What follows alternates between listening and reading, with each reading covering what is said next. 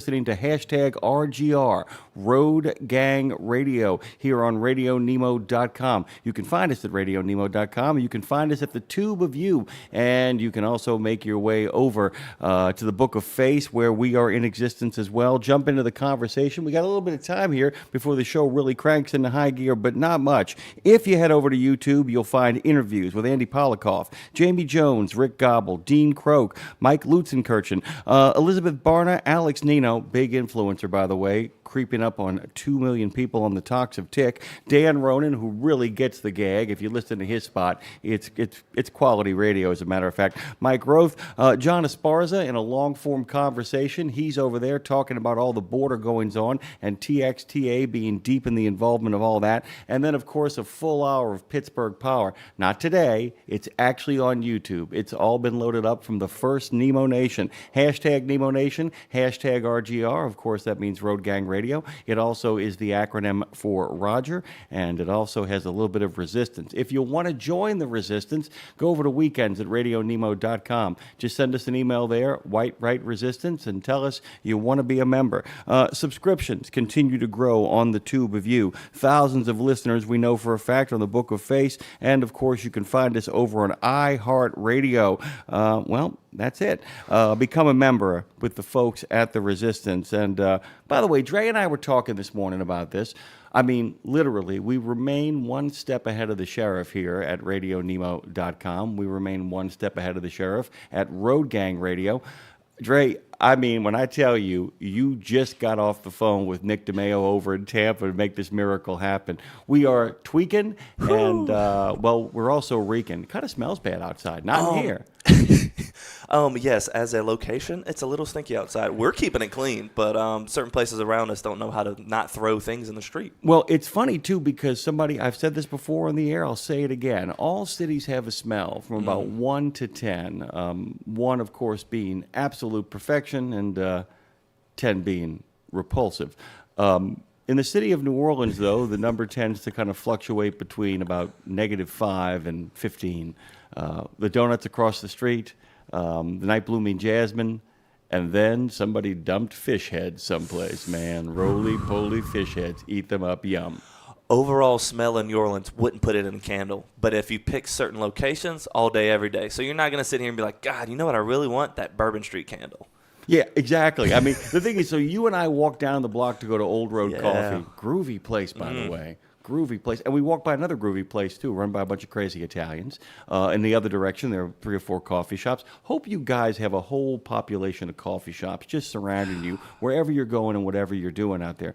But you and I walk down the block. The joke is, if you don't like the weather in New Orleans, give it a block. If you don't like the crime wave in New Orleans, give it a house. If you don't like the smell in New Orleans, give it a foot. Because, man, you can walk through Baron von Reichenstein, and then you can walk straight into the Revelation. You're like, okay, that smells like good food. Okay, that's marijuana.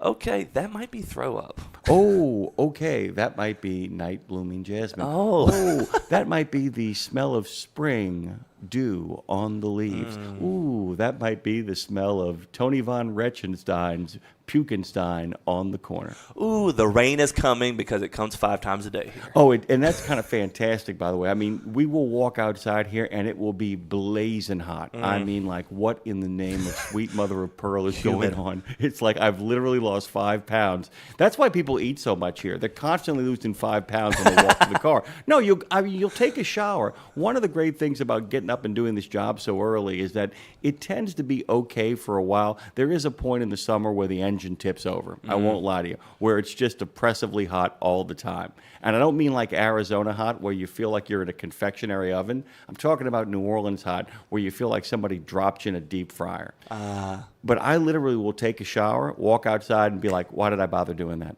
What was I thinking? I'm wet again. I'm just covered in stink. Oh, that's like this man right here that you're looking at has long hair, and you're thinking, oh, man, I'm having a great hair day. I'm going to go wear this to New Orleans and be fine. You walk out, I have an afro now. Or it's greasy. I got to tell you though, man. Even when it's greasy, and even when you're throwing in Frotown, I have to tell you, man, it's still sexy Jesus, as Lindsay Lawler likes to say. She'll be joining us at 9 in the center, 10 in the east for this second edition of Road Gang Radio. We got a couple of things to talk about news-wise, but we got a racked, packed, and stacked show. I have to tell you, I dig this new format. We're still working out some of the kinks. But, man, I like working out kinks. You know what I'm saying? Micah Larsen is going to put a PSA APB because our friends from TAT, they're going to be accepting nominations for the Harriet Tubman Award. The Braz. Robert Braswell is going to be making his way over here for Tech Talk with TMC, the first edition on Road Gang Radio, as he and Todd Codier discuss summer prep. Speaking of getting the stink all over your armpits and your back, they're going to be talking about ways to beat the heat. And then Jane Jazrawy, she of the Pacific Northwest, is pulling herself out of bed for the first edition of Education Station. We've changed the day, we've changed the time, but we haven't changed the vibe. She'll be joining us, right after the Braz leaves us. And then Lindsay Lawler joins the fray at 9 Central Time, and she's bringing a Righteous Rogues Gallery as Gary Graff joins us to talk about his book, 80s Albums. It's a two-parter, by the way, Dre. 80s Albums. We got anybody on the phone? Anybody giving us a call right now? Should we drop somebody in here? Can we make the miracle happen? I have to hit my 4 buttons, but, man, I'm just going to keep doing this to you. When you ask me a caller, I'm going to say, boy, that's Mark in Ohio. He wants to be the first caller today. Drop him in. Mark, you're the first call on the second show of RGR, hashtag RGR. Join the resistance. What's happening? Come to the deep end. Not much, just attempting to work, turn on the live 365 and figured, well, I might as well call in as well and just say hi to Jimmy and Dre. And I got like 9 days I got to work back in that we missed. Absolutely, you got to get you got to get over the fence and make this miracle happen. Listen, across the street from this building, and you probably saw the picture on the Book of Face. Across the street from this building is a Tasty donut shop. It's one of the last Tasty. It used to be a big chain. There were 2 chains in New Orleans, Mackenzie's and Tasty's. My mom was always a bigger fan of Tasty's. But these people have broken free of the confines of the old machines. And I'm telling you, Dre and I made a decision. About every 2 weeks we're going to buy donuts here. It is not going to be a daily or a weekly experience. When I tell you, Dre can tell you, we murdered a box of donuts. I mean, it literally was a crime scene. Murder! I mean, and Dre can tell you, it is the best sprinkled donut I have ever had in my life. Ever. No joke. Straight up truth. And I'm telling you, man, buying donuts from a donut shop at 3 o'clock in the afternoon, big mistake. Buying donut from a donut shop at 5:05 in the morning, even bigger mistake, but a glorious one. Straight up and telling you. Where are we going today? What are we doing and what are we hauling? Oh, just diesel all day long. Got 3 wholesale customers in one of our stores to take care of today. Nice. Did the first one, now playing traffic, going back down to Covington to go grab the second one. Quick question. How's the wife doing? She's doing all right. She's doing fine. So is she going to get that biscuits and gravy, that free biscuits and gravy that I'm offering people? Is it going to happen for her? I'm going to try. All right, got it.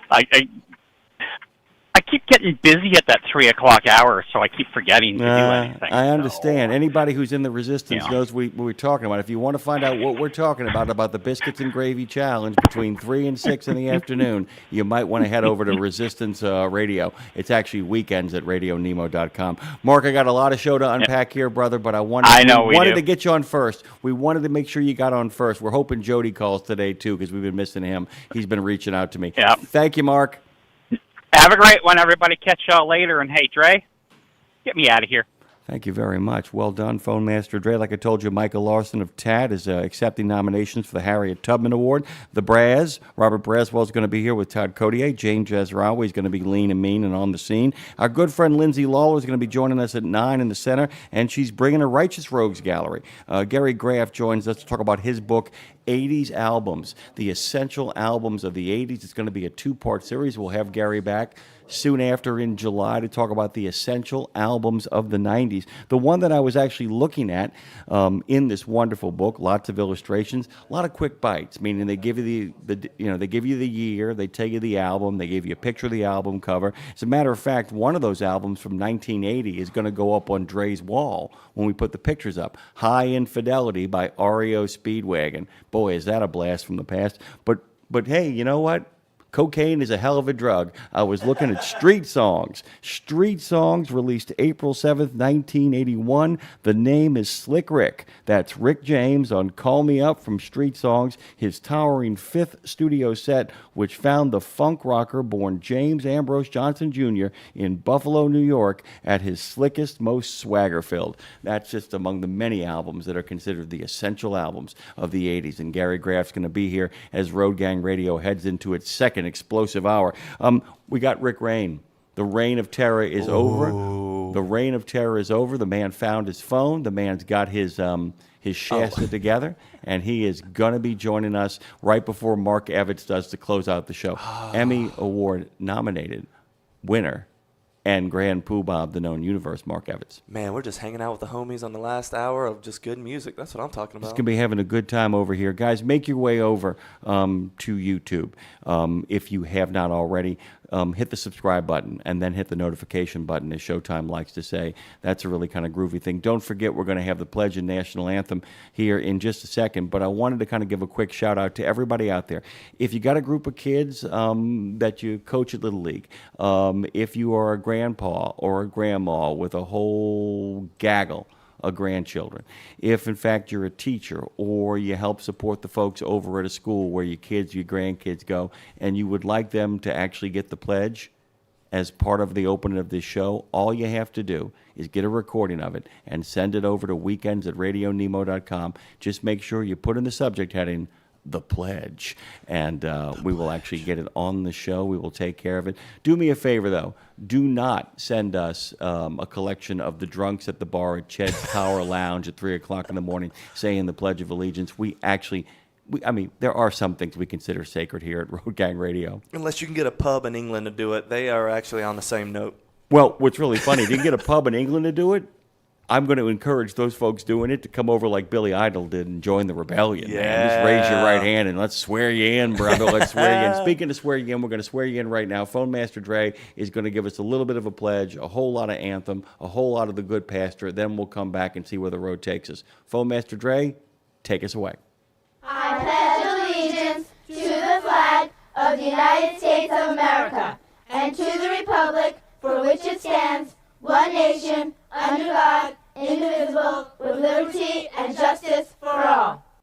Oh, say, can you see by the dawn's early light what so proudly we hailed at the twilight's last gleaming, whose broad stripes and bright stars through the perilous fight o'er the ramparts we watched were so gallantly streaming, and the rockets rocked alive, the bombs bursting in air gave proof through the night that our flag was still there.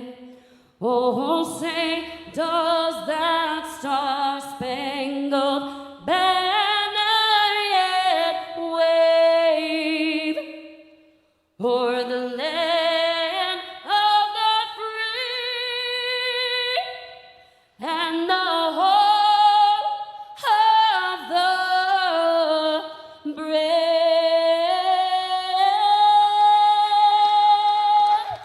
It's Wednesday.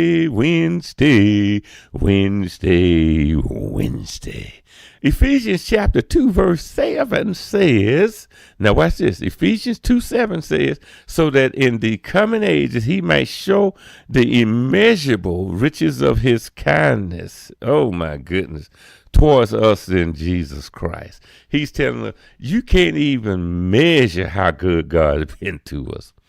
You and I don't have a rod. We don't have a measuring tape or a rod that will allow us to be able to measure how great God is to us. So that's something for you to think about this day. It's just sit back and think about it. You cannot sit back and start to measure how God has taken care of you.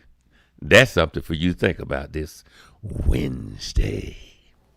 Wednesday, indeed, by the way. And I got to tell you, this Gary Graff book is something else, man. The 501 Essential Albums of the 80s. I literally could do an entire summer of just going through like 3 to 4 of them. And by the way, I would love to do it with Lindsay Lawler, who, of course, she and I could just like literally take a half an hour for each one of these albums, a lot of which are super freaky. Speaking of super freaky, what do you say we say good morning to, well, Lindsay Lawler. Hey, Double L. Oh, snap. She's a freak. I'm Ha. just calling to disagree with you, Jimmy Mack. I disagree. I would like to hear the drunk people doing the anthem. Fair. That one's for me. I hear enough kids all day long. Give me the drunks doing the anthem in the bar.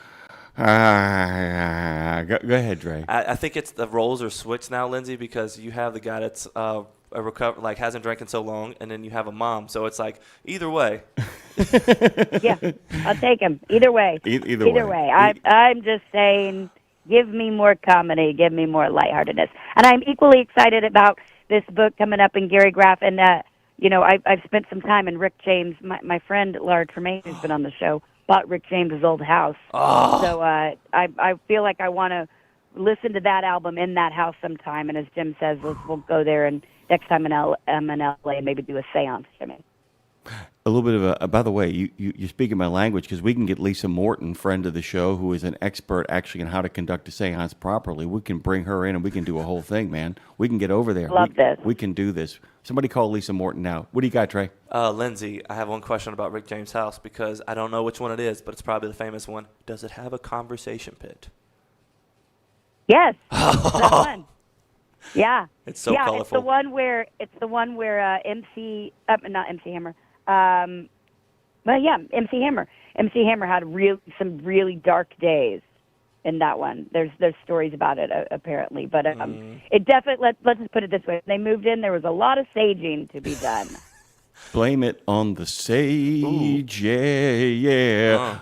Lindsay, by the way, we'll talk more about it when we have Gary on this episode. I got to tell you, man, we got a rack packed and stacked second half of the Road Gang Radio happening here, man. We're going to be in and out with a whole bunch of crazy, as I call them, all those righteous rogues gallery, and that those hippie friends and sick people that tend to rally around you. I can't wait. I'm one of them.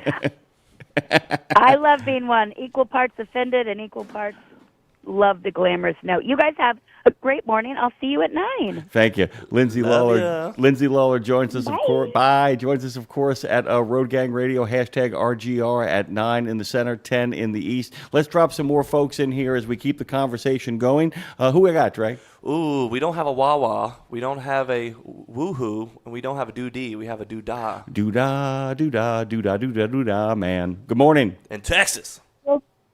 How much fun are we having now? Well, it's really funny. I'm going to tell you really quickly. So Donna gave me a call the other day because, the lady who's, makes all the sales happen goes, wait, can we say that on the air? And then she stopped and went, wait, we can say that on the air. Hey, man, how you doing? Ass. I'm doing great, brother. I've been having so much fun since y'all come on. I keep, Tara and I have been trying to get everybody to like and comment, drive that YouTube to the top for the Nemo Nation. And I'm just having fun, man. I just love the new show. Well, I got to tell you, too, dude, man, I love walking around the city of New Orleans and telling people, take out your phones. Like, Dave gets all worried about this stuff. He's like, well, how does this all work? How do we get followers? I said, hey, man, just start pressing flesh, shaking hands, and kissing babies, and we can make this happen, dude. I said, just treat it like professional wrestling, and we'll be fine. Mm-hmm. Yeah, it's been a blast. I'll tell you, though, dude, man, and then I want to hear what you have to say.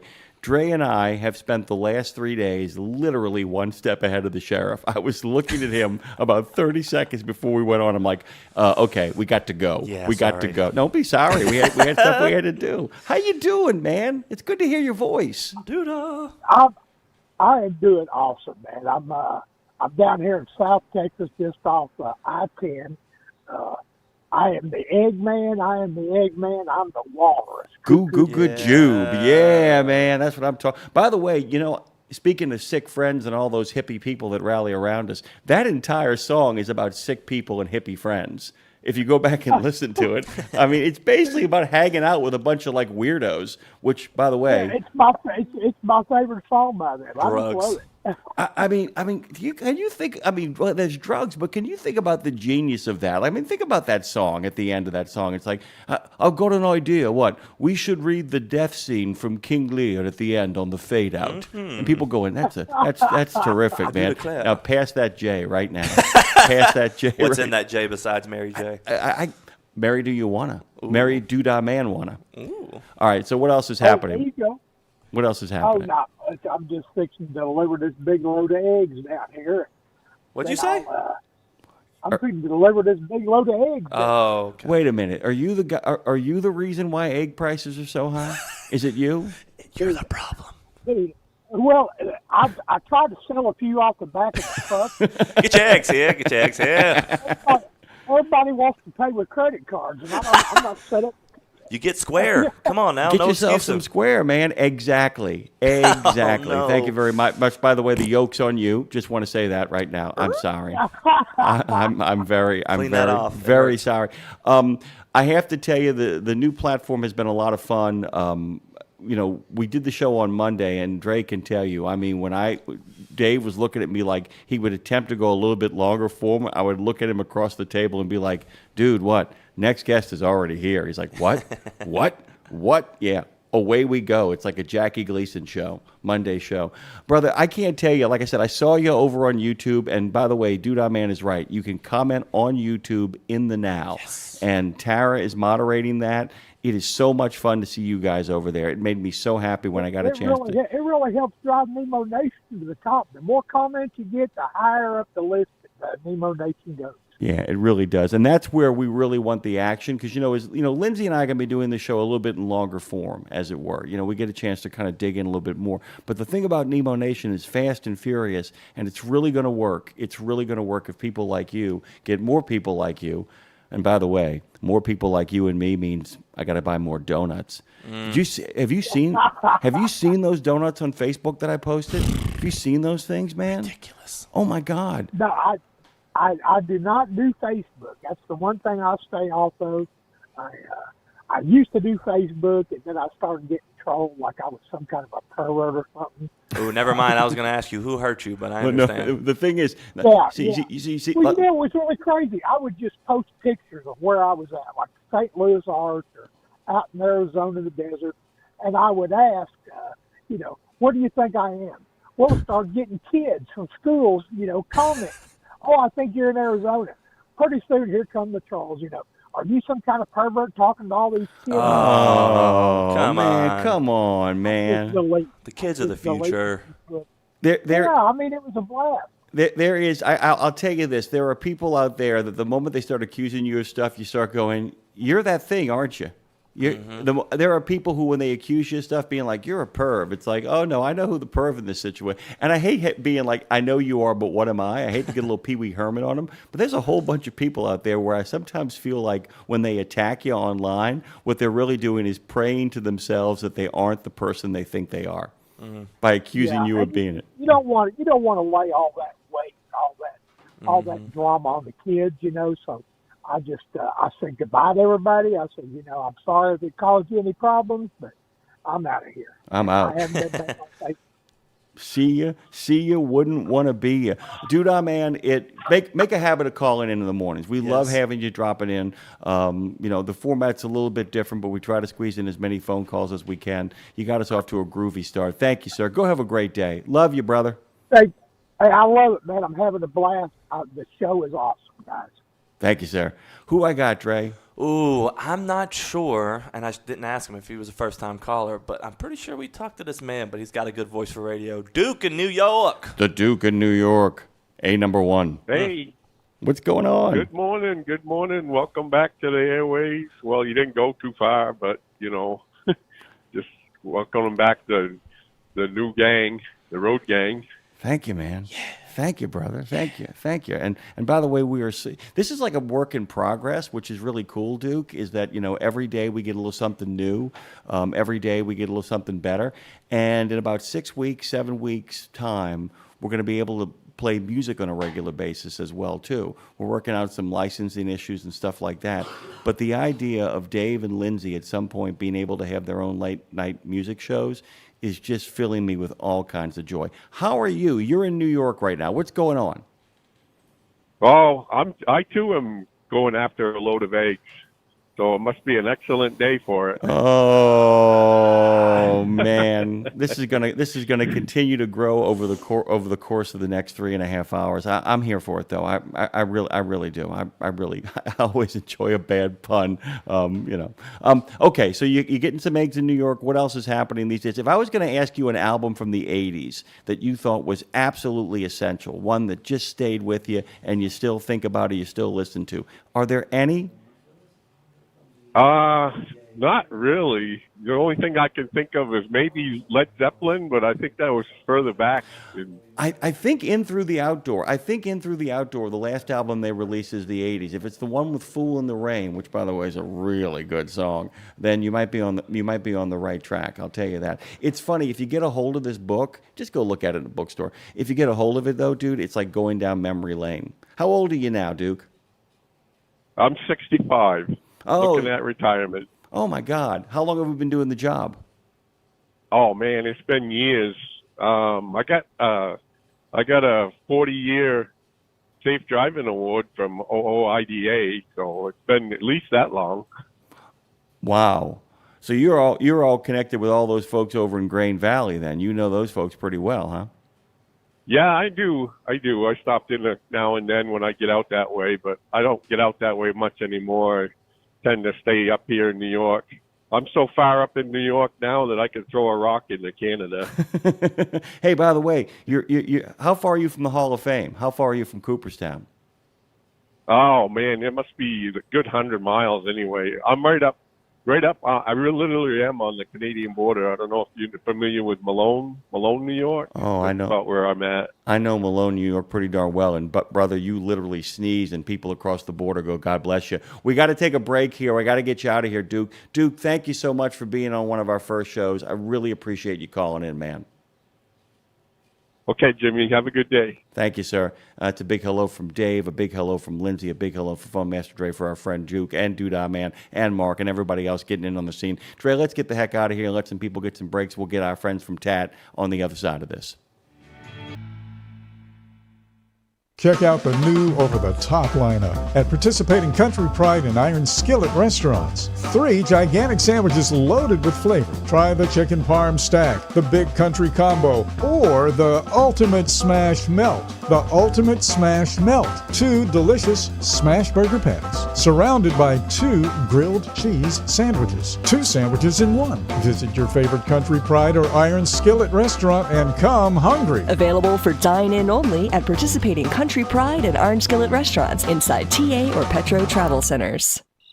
Wait a minute. Are you running all of your rig's accessories? All of them. You like that? No, why would I? Your engine's turned off. That means I ain't violating no idling laws. You like that? No, why would I? That means you're running off your battery. I'm running on an Odyssey battery. You like that? No, why wait. Did you say an Odyssey battery? Odyssey battery. Rugged, maintenance-free, thin plate pure lead technology, and massive deep cycling capability. Plenty of reserve power to run onboard accessories. Engine on or off. Twice the power, 3 times the life of conventional batteries. That's an Odyssey battery. You like that? No, I don't like that. I love that. Wait a minute. The crickets stopped. Odyssey hasn't. Get yourself an Odyssey battery. Performance you can count on. Did you know it's extremely easy to join the Wreaths Across America mission to remember our fallen heroes, while at the same time honoring those who are currently serving our country and their families? Plus, you're helping to teach our younger generation about the value of freedom. With just one $17 donation to Wreaths Across America, you're sponsoring a fresh Maine Balsam Remembrance Wreath. They've really become a symbol of America's respect for those who bravely served and are no longer with us. To sponsor your wreath, just visit wreathsacrossamerica.org. That's wreathsacrossamerica.org. Oh, yeah.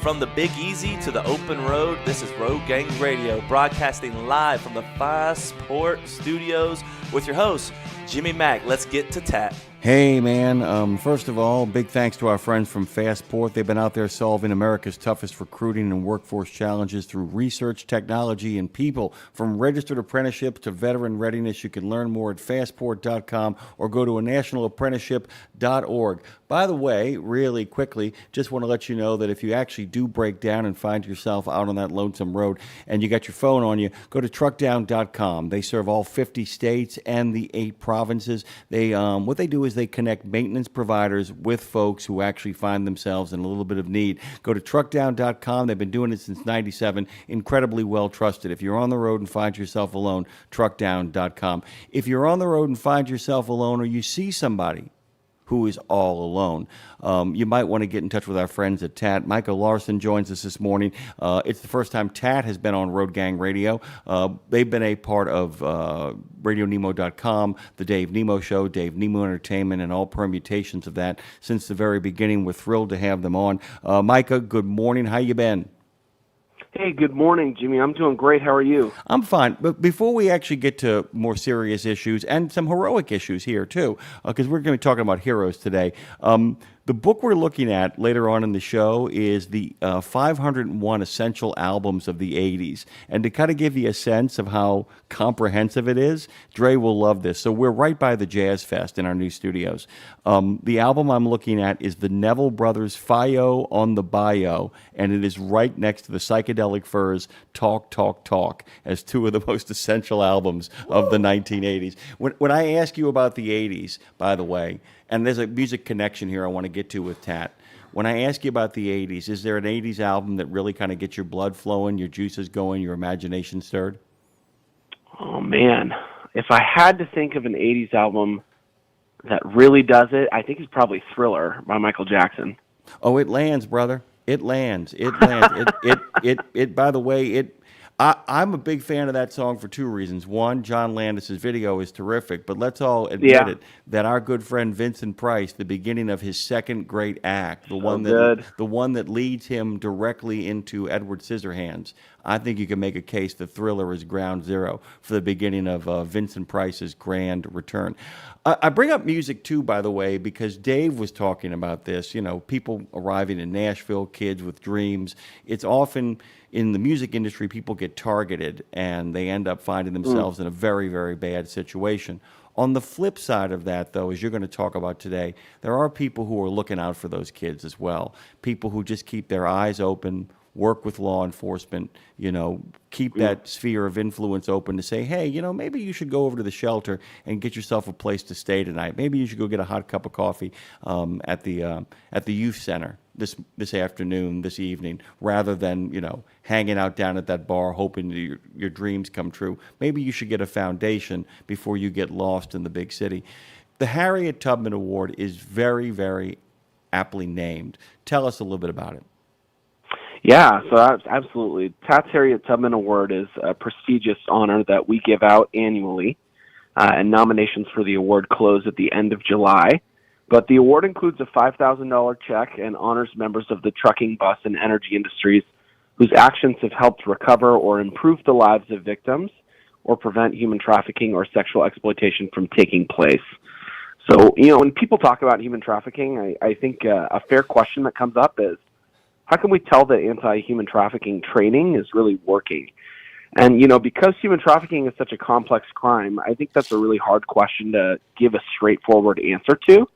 But awards like the Harriet Tubman Award are just a constant example that the work that we do does have a lasting impact on people and helps save lives. And the proof is in our ability to be able to tell these stories through our presentations and on our website, through our mission, and, etc. The other thing, too, is the fact that, and I'm going to actually stand up for what I call quiet grace, or people who simply just nudge things in the right direction. A lot of people see a lot of despair and a lot of hopelessness out there in the world, and they want to do something big, something impressive, something heroic. And I get that urge. But I feel like we need to remind people that sometimes being like seeing somebody getting hassled in a parking lot and walking over and just being like, "Hey, man, I got your meal ready. What are you doing talking to this guy?" You know, Right. You know, let's go Yeah. sit down in here real quick at the counter. The waitress, we all know you over here. We'd love to have you sit back down and come get your meal and just sit there with these little tiny things. Not the gunfight at the OK Corral, not a confrontation in a parking lot, but sometimes just being kind of cognizantly aware of the world around you can make such a difference in the lives of many young men and women. And I say young men and women because there is a certain image that people like to carry about what the victim of human trafficking looks like, but they come in all sizes, shapes, and genders, right?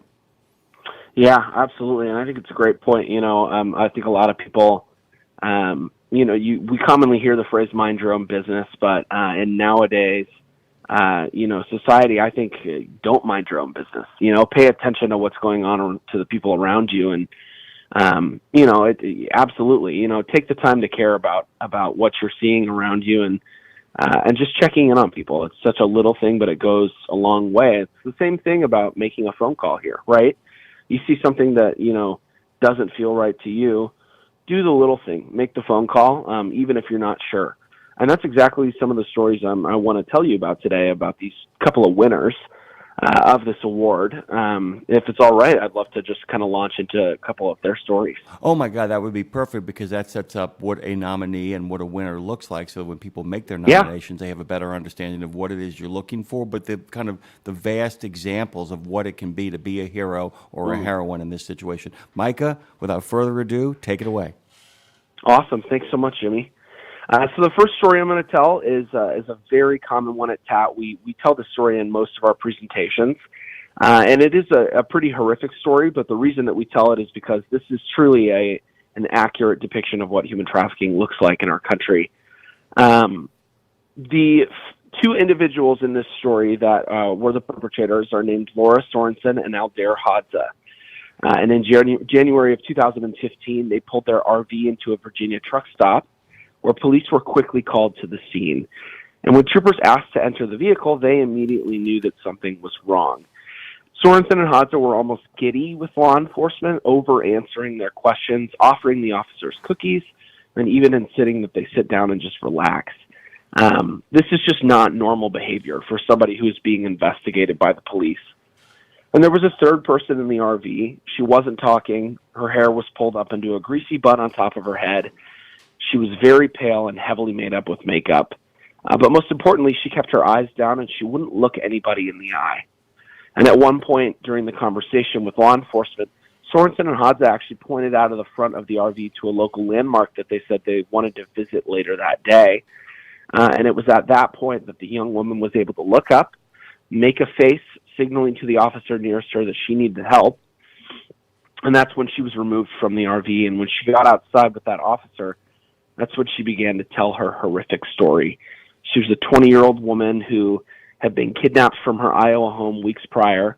And I say kidnapped, but I do think it's important to mention that she actually knew her kidnappers. They were friends of her sister's. She had been beaten, raped, and her entire body had been burned with instruments that were heated up on the RV stove.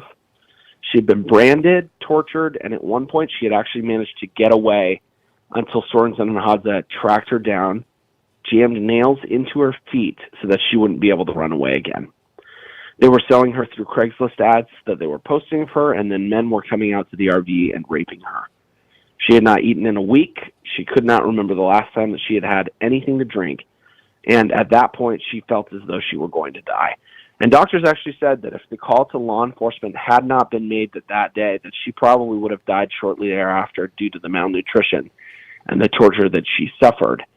But there was a gentleman at the truck stop that day in January of 2015 that saw the RV and saw a young woman's head poke out of the back of the window and felt as though she were pulled back rather quickly and the curtains were shut.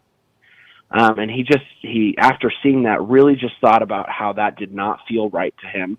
Wasn't sure what he was seeing, but it was just a gut thing based upon what he saw. Recognized those red flags and called the hotline and law enforcement, and that's when law enforcement showed up. She was able to make a full recovery, and she's now at home getting the care and the love that she needs. And she called Kevin from her hospital room and told him that he was her guardian angel. And Kevin just said, no, ma'am, I'm a trucker against trafficking. So, Kevin Kimmel is one of our, it's just, like I said, it's a story we tell in a lot of our presentations. And we actually have a video on Kevin and his story that goes a little bit more in detail. And if you want to find more information about that, you can always go to our website at www.tatnonprofit.org. And then a story of more of a recent winner.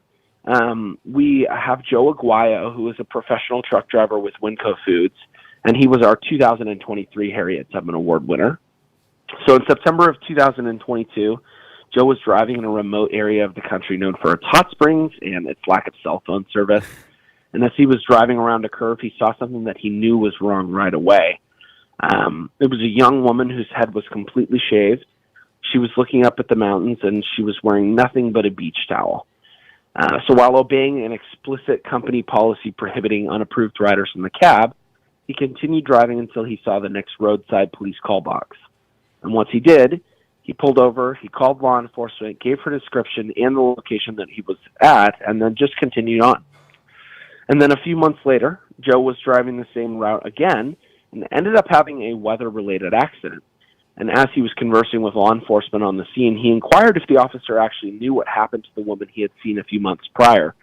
And to Joe's surprise, the trooper who was assisting him with the accident had also ended up assisting with the woman, and was amazed to be reunited with the person who had called, who had placed the call for help.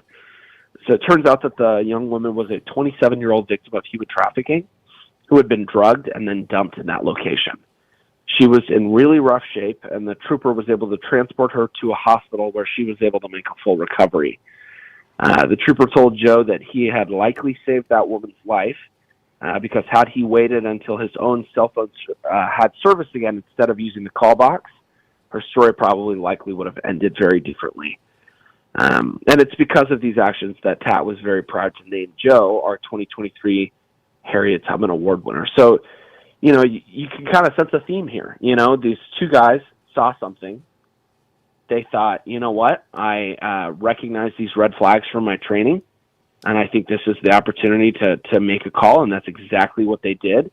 And just look at the massive impact between such a simple thing, which is just call.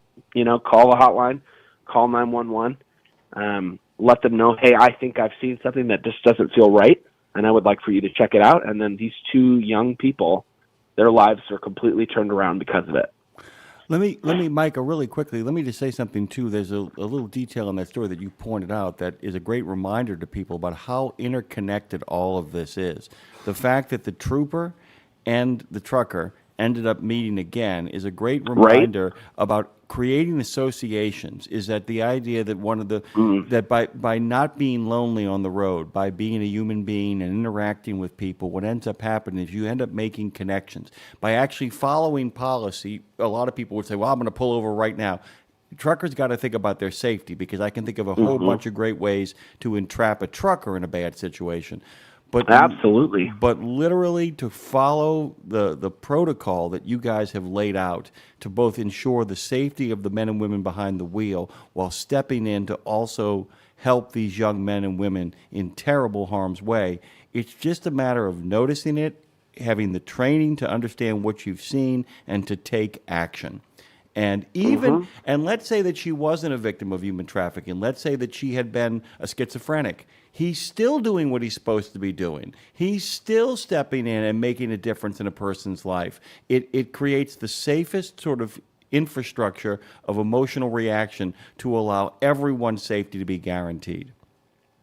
Yeah, absolutely. And it's just like you said, there's a lot of scenarios here where a pimp or a trafficker could be absolutely nearby, and the situation might not necessarily be safe for that caller. We always like to encourage people, don't get directly involved if you think that there's any sort of chance of danger. That's why we want you to call the hotline number. We want you to call 911 and have the professionals come in and do their jobs, And every cop I've ever talked to always says, we would rather you make a call.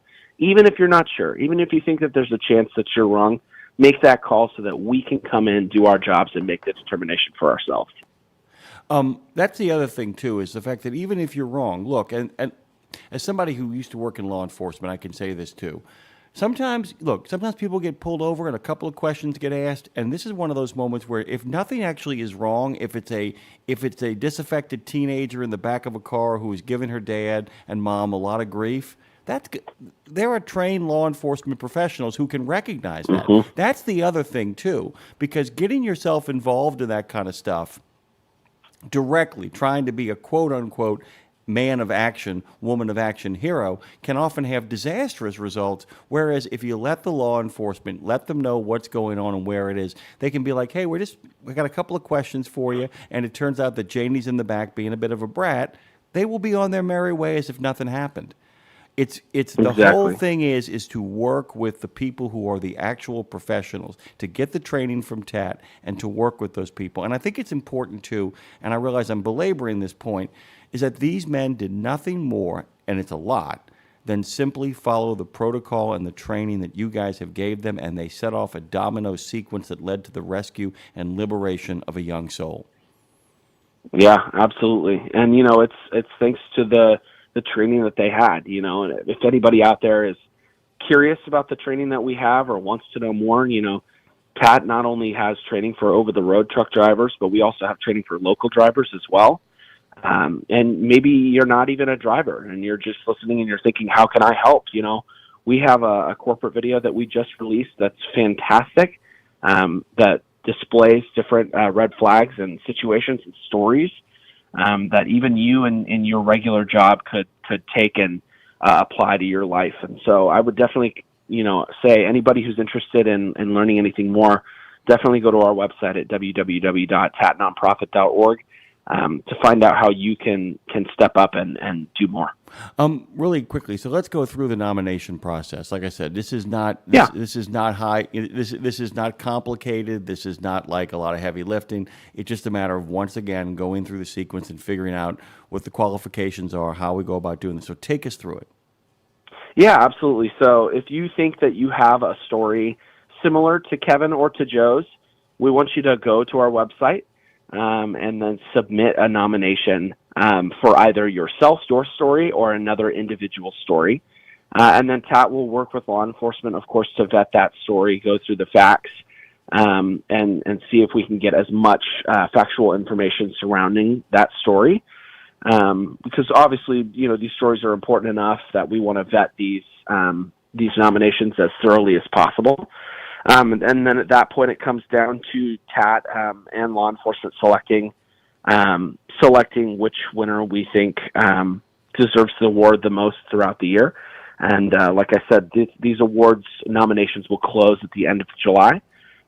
So please, if you think you have a story similar to Kevin or to Joe's, or you think you know somebody who might talk to that person, let them know about the opportunity to present and submit a nomination so that we can potentially honor them by gifting them this prestigious award. Okay, Micah, I want to take a moment here because we're on a new platform. We're in a new format. Yeah. We got a whole bunch of groovy stuff going on here. We've also got a whole bunch of new listeners. We've actually been looking at our numbers on Facebook and on YouTube and a whole bunch of the other platforms we're at. And while we got a lot of old friends taking the ride who know you, know what you guys do, have a comprehensive sense, I also want to make sure that each one of our longtime guests and friends gets a chance to really kind of explain what it is you do and how it is you do it. So a little bit of an origin story for yourself would be great if you want to share anything about yourself, but also about Truckers Against Trafficking in general. So wherever you'd like to begin with that, we got a few minutes to kind of do that as well. Yeah, absolutely. And that's a great point. And by the way, congratulations on the new format on your guys' new show. I mean, I'm a long time collaborator with you guys on Dave Nemo, but also a fan. So I'm excited for you guys in this new journey. So yeah, but absolutely great point. TAT, or Truckers Against Trafficking, as we were once known as, is a 501c3 international nonprofit organization that is just working to raise up and mobilize an army of transportation professionals whose primary goal is to aid law enforcement in the recognition and the reporting of the crime of human trafficking. So this, in essence, would aid in the recovery of victims, but then also help perpetrators behind bars. So we provide industry-specific training, as I mentioned, completely free of charge.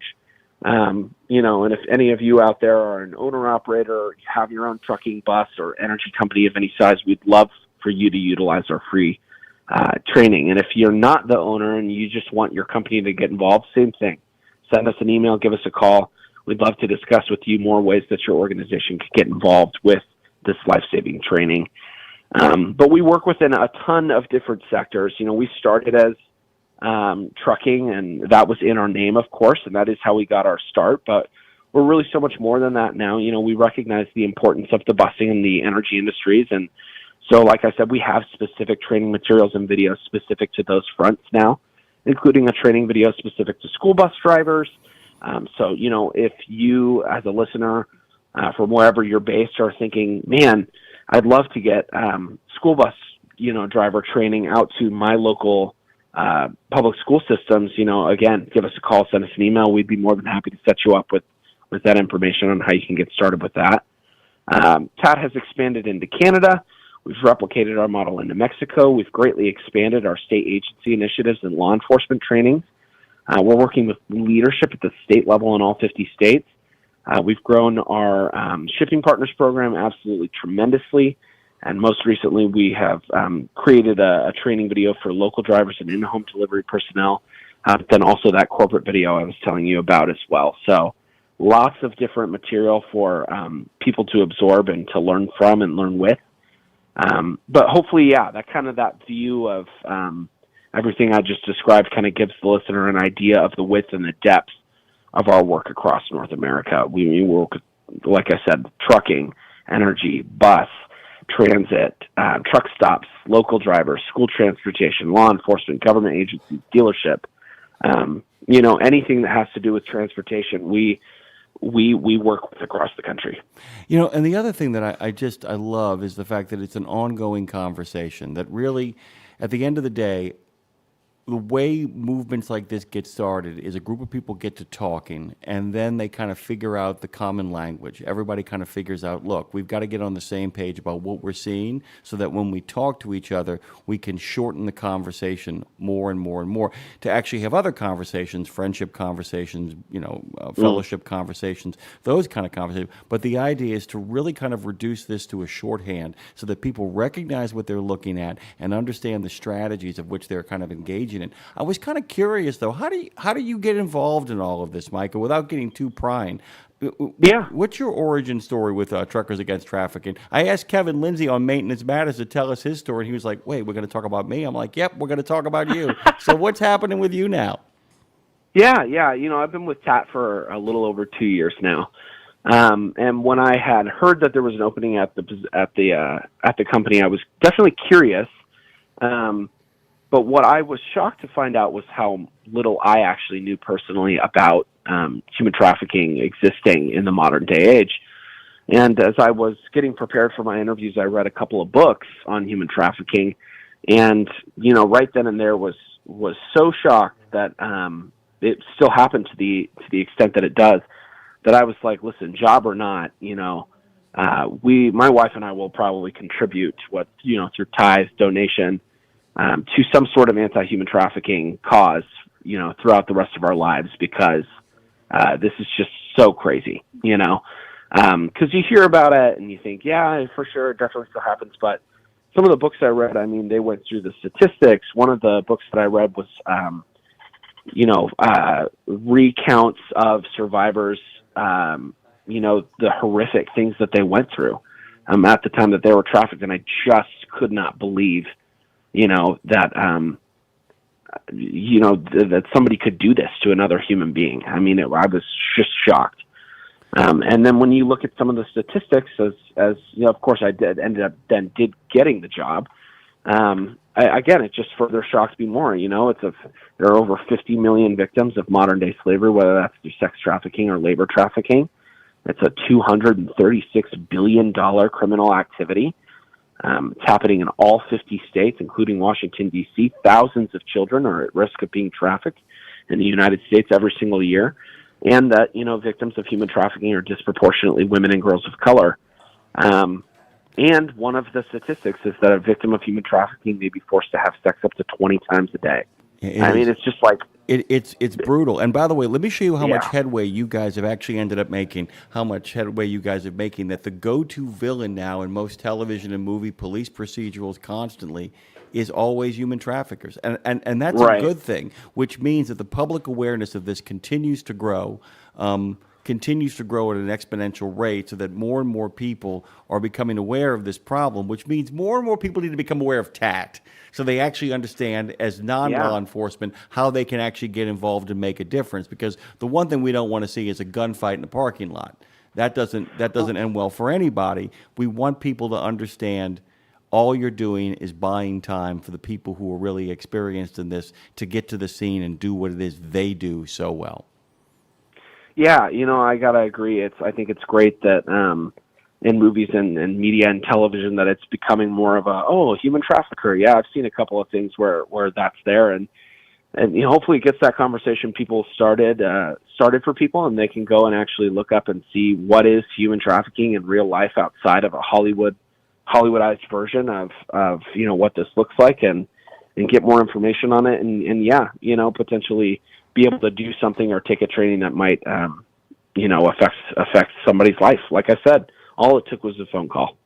By the way, couldn't have picked a better name for the award. By the way, Harriet Tubman, another, as Lindsay likes to say, another badass American, simply standing up for the little people of the earth and making sure that they have a safe place to get to. At the end of the day, it's like Hemingway said, all one needs is really a clean, well-lighted place, and that in and of itself can get somebody home back to the people they love. Micah, it's a pleasure having you on your first appearance here on Road Gang Radio. A big hello from Dave Nemo, who just texted me. A big hello, of course, fantastic. from big hello from our good friend Phone Master Dre, Lindsay Lawler, and everybody. You're welcome back anytime. You're doing the Lord's work. You're doing the grace work. You're doing the quiet notes of decency work. Thank you, Micah. Well, thank you so much. We appreciate it, and of course, it's a blessing to be on. We appreciate you guys.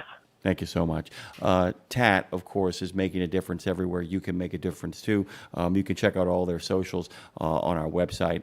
They're one of the causes that we support. We're going to take a quick break here. We're going to come back with the Braz. It's going to be the first edition of Tech Talk with Robert Braswell. We'll be back after these messages. It's Road Gang Radio, #RGR. Join the resistance. I'm a long-haul trucker. I don't have time for nonsense. So when I fuel up, I need to get in and get going with a fuel card that takes me there. Founded in 1978 by a trucker for truckers, Multi-Service Fuel Card is run by real, honest people who are there to help us road warriors keep our freight moving. And with nationwide acceptance, fuel discounts, and dedicated customer service, no matter where I'm going with Multi-Service Fuel Card, I never roll alone. Learn more at neverrollalone.com. The Joshua Chamberlain Society is unlike any other veterans organization. It's truly a family, and I know that firsthand from working with them myself. Their mission is to make wounded veterans and families of deceased veterans feel the support and appreciation of their community for life. Our veterans' injuries are permanent, and so is the JCS support. From monetary assistance like paying utility bills or college funds to helping our heroes find purpose, JCS is a family that surrounds and supports the heroes who have sacrificed so much. Learn more and make your donation at chamberlainsociety.org. That's chamberlainsociety.org. Want to make your diesel engine cleaner and more efficient? Pittsburgh Power's Max Mileage Fuel Catalyst can reduce your soot output by 60% and increase your thermal efficiency. Max Mileage keeps your engine and emission systems functioning at its best. Less soot means a longer engine and emission component life, drastically fewer regens, and better performance. Take the first step towards a cleaner, more efficient ride. Visit pittsburghpower.com and order your Max Mileage Fuel Catalyst today. Drive cleaner, drive smarter. You know Sap Brothers will beat any competitor's advertised price on tires, so hold on to that fifth wheel, because when you buy 4 Salem S624 EFTs, the perfect line haul trailer tire, mounted at Sap Brothers, your price is an amazing $199.99, originally priced at $299.99, and prices are good through June 30, 2025 while supplies last. Save on 4 or more at Sap Brothers, and nobody's going to beat that price. Salem Tires, advanced compound technology for maximum mileage and rolling resistance without compromise. When you think tires, think Sap Brothers.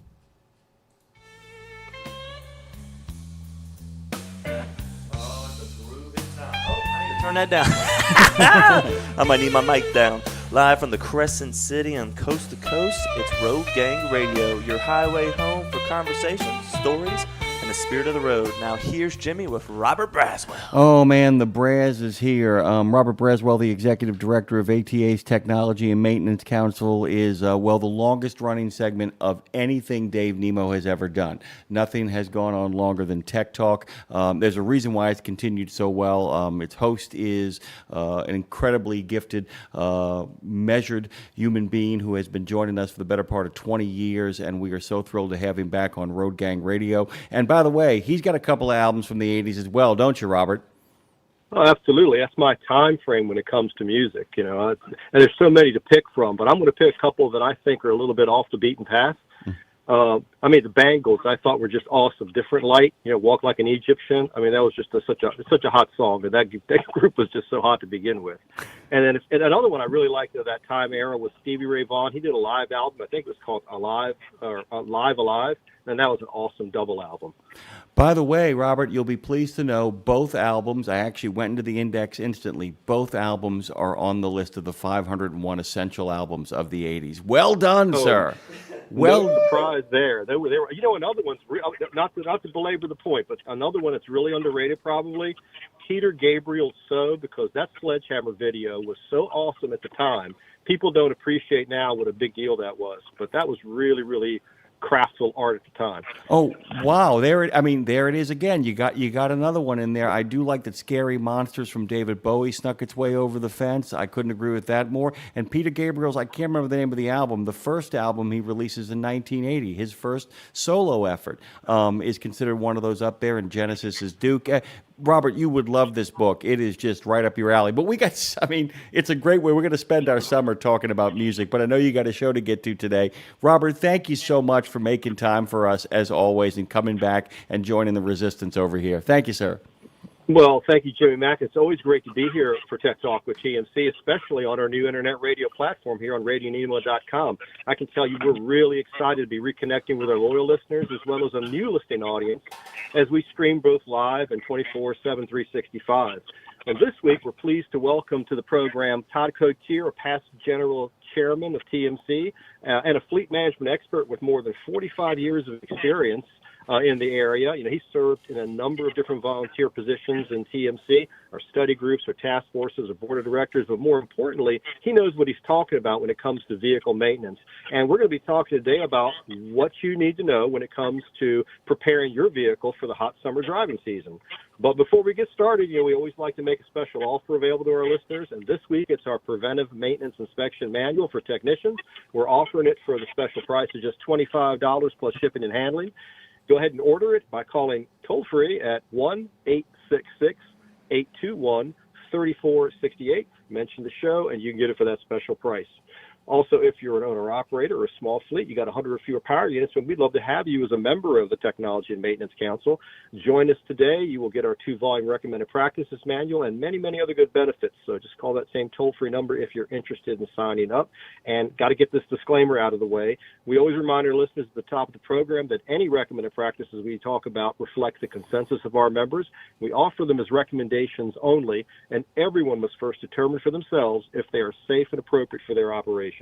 Please remember that TMC doesn't endorse any product, person, or service, and the opinions expressed in the show are those of the individual and not necessarily the opinion of his or her company, nor TMC, unless stated otherwise. And with all that out of the way, please welcome to the program Todd Cotier. Good morning, Todd. Good morning, Robert. Good morning, Robert. Pleasure to be here today. Great to have you, Todd. So, we've talked about this a lot of times, just off air. If you're doing the right things when it comes to maintenance, or it doesn't matter what season it is, winter, summer, spring, or fall, you should be just doing the right things all year long. But summer does have its unique challenges and will stress certain parts of the vehicle more than other times. So let's kind of walk through what you think are your top, 10, 15 recommendations that folks should really think about when it comes to vehicle maintenance in preparation for the hot summer driving season. So to me, hot summer driving season means proper operating cooling system. Your antifreeze coolant, you want to make sure that you check the freeze point and that you have a 50-50 mix is optimal of antifreeze and water. And you want to pressure check the cooling system, but you'll also need to pressure test the cooling system pressure cap. So many people skip that step, and that causes a lot of problems within your cooling system if your cap is not operating properly. Well, for years, Todd, it's true that, the systems were not pressurized. So if you're an old-timer in the industry, you may not be used to having a pressurized cap, and that might be something you overlook. But at least for the last 20 years, right, it's been at least pressurized to, 10, 15% PSI? Correct, yep. At least 20 years. Probably 40, but... Well, I really feel old now, Todd, but that's okay. Thanks for doing that. But that's important. Having the pressurized system is important. We should explain to the listening audience, because that gives you a better performance range in terms of your coolant temperature control, right? It does. It controls the boiling point of the coolant, antifreeze coolant. Okay, great. Let's go ahead and continue on with the cooling system. Okay, so my next topic would be inspect all coolant system hoses, tubes, and clamps. Ensure proper routing and clipping of all coolant system hoses. So one of my big themes is routing and clipping, and that's making sure that your hoses, your cables, your wiring harnesses are not being interfered with anything. They're not rubbing or chafing on anything. I feel a large percentage of maintenance-related items are caused by routing and clipping deficiencies. Yeah, that makes a lot of sense, and that can happen right from the factory new. I know when you were chairman of the council, we did a demonstration at our TMC annual meeting where we tried to find all the different things that were wrong with the vehicle. A lot of times you'll spot these routing and clipping issues right off the factory floor, won't you? Yes, you will, yeah. And they're getting better, but yeah, they're still there. The issues are still there. And then the other thing is your radiator free of debris? Are there bent or damaged fins? Bent or damaged, distorted fins and a dirty radiator will reduce the cooling efficiency of the cooling system. So you have to have that airflow. If your bug screen cleaned off, if you have one, and you just need to make sure you have adequate airflow through your core of your cooling system. So, if you're cleaning your radiator, you're supposed to clean it from the back out, right? Because that's the reverse of the way that the bugs and the gunk got into the radiator to start with. But it's kind of tricky sometimes. You just can't get a water hose in behind that radiator to do that. I know some fleets actually create they'll get like a wand that you can actually wand in behind the radiator with little holes, in the shaft, and then that will go ahead and give like a jet spray and force all that debris outward away the way it came in, right? Correct, and you have to be careful how you're cleaning that, because you can damage the fins with your cleaning methods if you're not careful. What else we got with the cooling system? Right, so on the cooling system, inspect the engine belts and pulleys, replace damaged or worn belts, and an idle or pulley failure will leave you stranded along the road in a second. Oh, yes, it will. So anyhow, you want to check all those and make sure you don't have any issues while you're home or at your terminal. Is it a good idea when you're replacing a belt to go ahead and change the idler pulley at the same time? I think it's a good idea. They've all worked in unison with one another. So, yeah, but there used to be a big failure rate on idler pulleys. I think that's reduced over the years, but that used to be a high maintenance item. And then the other thing would be inspect your engine fan with the engine off, of course. Grab the engine fan blade and check for play. And if you're equipped with an air-operated fan, check for air leaks, and again, routing and clipping of the air lines to the fan mechanism. One thing about the engine fan, of course, a lot of them are electronically controlled now, right? But if you've got too much engine fan on time, that's going to rob you of fuel economy, won't it? It is, yes, it will. It's huge what that'll do, and the horsepower that'll take away from you. Yeah, because that's a certain amount of horsepower. It's sort of like a parasitic load, right? Because it's belt driven. That's one of the reasons why maybe when they go to the new generation electrical systems, if we go to like 24, 48 volts, they're talking about electrifying a lot of those systems so they're not parasitic loads on the engine, and that would kind of eliminate that. But we're not quite there yet, are we? No, we are not quite there yet. But years ago, we never put manual engine fan switches on our trucks because the driver would turn that on and never turn it back off again. Right. So then it would rob them of the horsepower. So yeah, and it's like 35, 40 horsepower in some applications, right? It's not insignificant. It is. Yeah, it's a big number. Yeah. You don't think of it being that big. If you got like a 350 horsepower engine, and that sounds small today, but back in the day, that wasn't that small, and that was a lot of horsepower. So yeah, something to be aware of. Something to be aware of even today. Absolutely. What about the fuel system? Well, the fuel system, my recommendations would be change the fuel filters at your regular intervals, but also make sure you inspect the fuel water separator if your vehicle is equipped, and drain the water if needed. If you do have excess water in your fuel water separator, which is your first filter, your first line of defense, you might want to dig deeper and check your tanks for water. And most tanks have a drain plug on the bottom at the low point, and you might want to just crack those and see what you get out of there. Water will come out first. So. Yeah, absolutely. Good advice. Also, something else you don't usually deal with in the winter, but the AC system. Air conditioning is so important to keeping the cab cool and comfortable. You do use the air conditioner because of blended systems in the winter, right? If you're doing your defroster, often it's a blended system, but we really don't think about that until it gets hot outside. We need that air conditioner. But in order to have that air conditioner working, you really have to keep up the maintenance on it. Yeah, you need to check the operation of your air conditioner. You should also change the cabin air filter annually. And if you have a furry pet in your truck, I would highly recommend that you inspect your evaporator and heater core. Both in the cab and the sleeper for pet hair restrictions. I can tell you horror stories back when I was a tech that with those systems clogged with hair and how they would raise havoc on a repair because you couldn't get airflow to move the heat in or out of the cab. So checking that cabin air filter would save you a lot of time because getting to that heater core isn't always the easiest job, right? It is not the easiest job, that's for sure. It's a terrible job. I've done it. It's not an easy job. Would not want to do that again. Let's move on to tires. We always talk about the importance of tires. It's not the rubber that keeps you moving. It's the air in the tires that keeps you moving down the road. But there's all sorts of things you got to pay attention to make sure you're doing it right. Let's start with that. What do you got to worry about tires in the summer? Yeah, so check for proper air pressure. Make sure they're all consistent across your truck. Your steer tires might have take more air pressure than your drive tires, but make sure they're consistent. Your tread depth. I'm a big believer in not running much below 30 seconds in tread depth year round. And then, of course, after you check your tire pressure, you want to make sure there are valve caps installed. One manufacturers don't call those a valve cap; they call them an air stop. So they're very important. But it's important to have because that's the final gateway to make sure you're not losing air. The Schrader valve only does so much. You really need that valve cap to seal it off, completely. That is so true.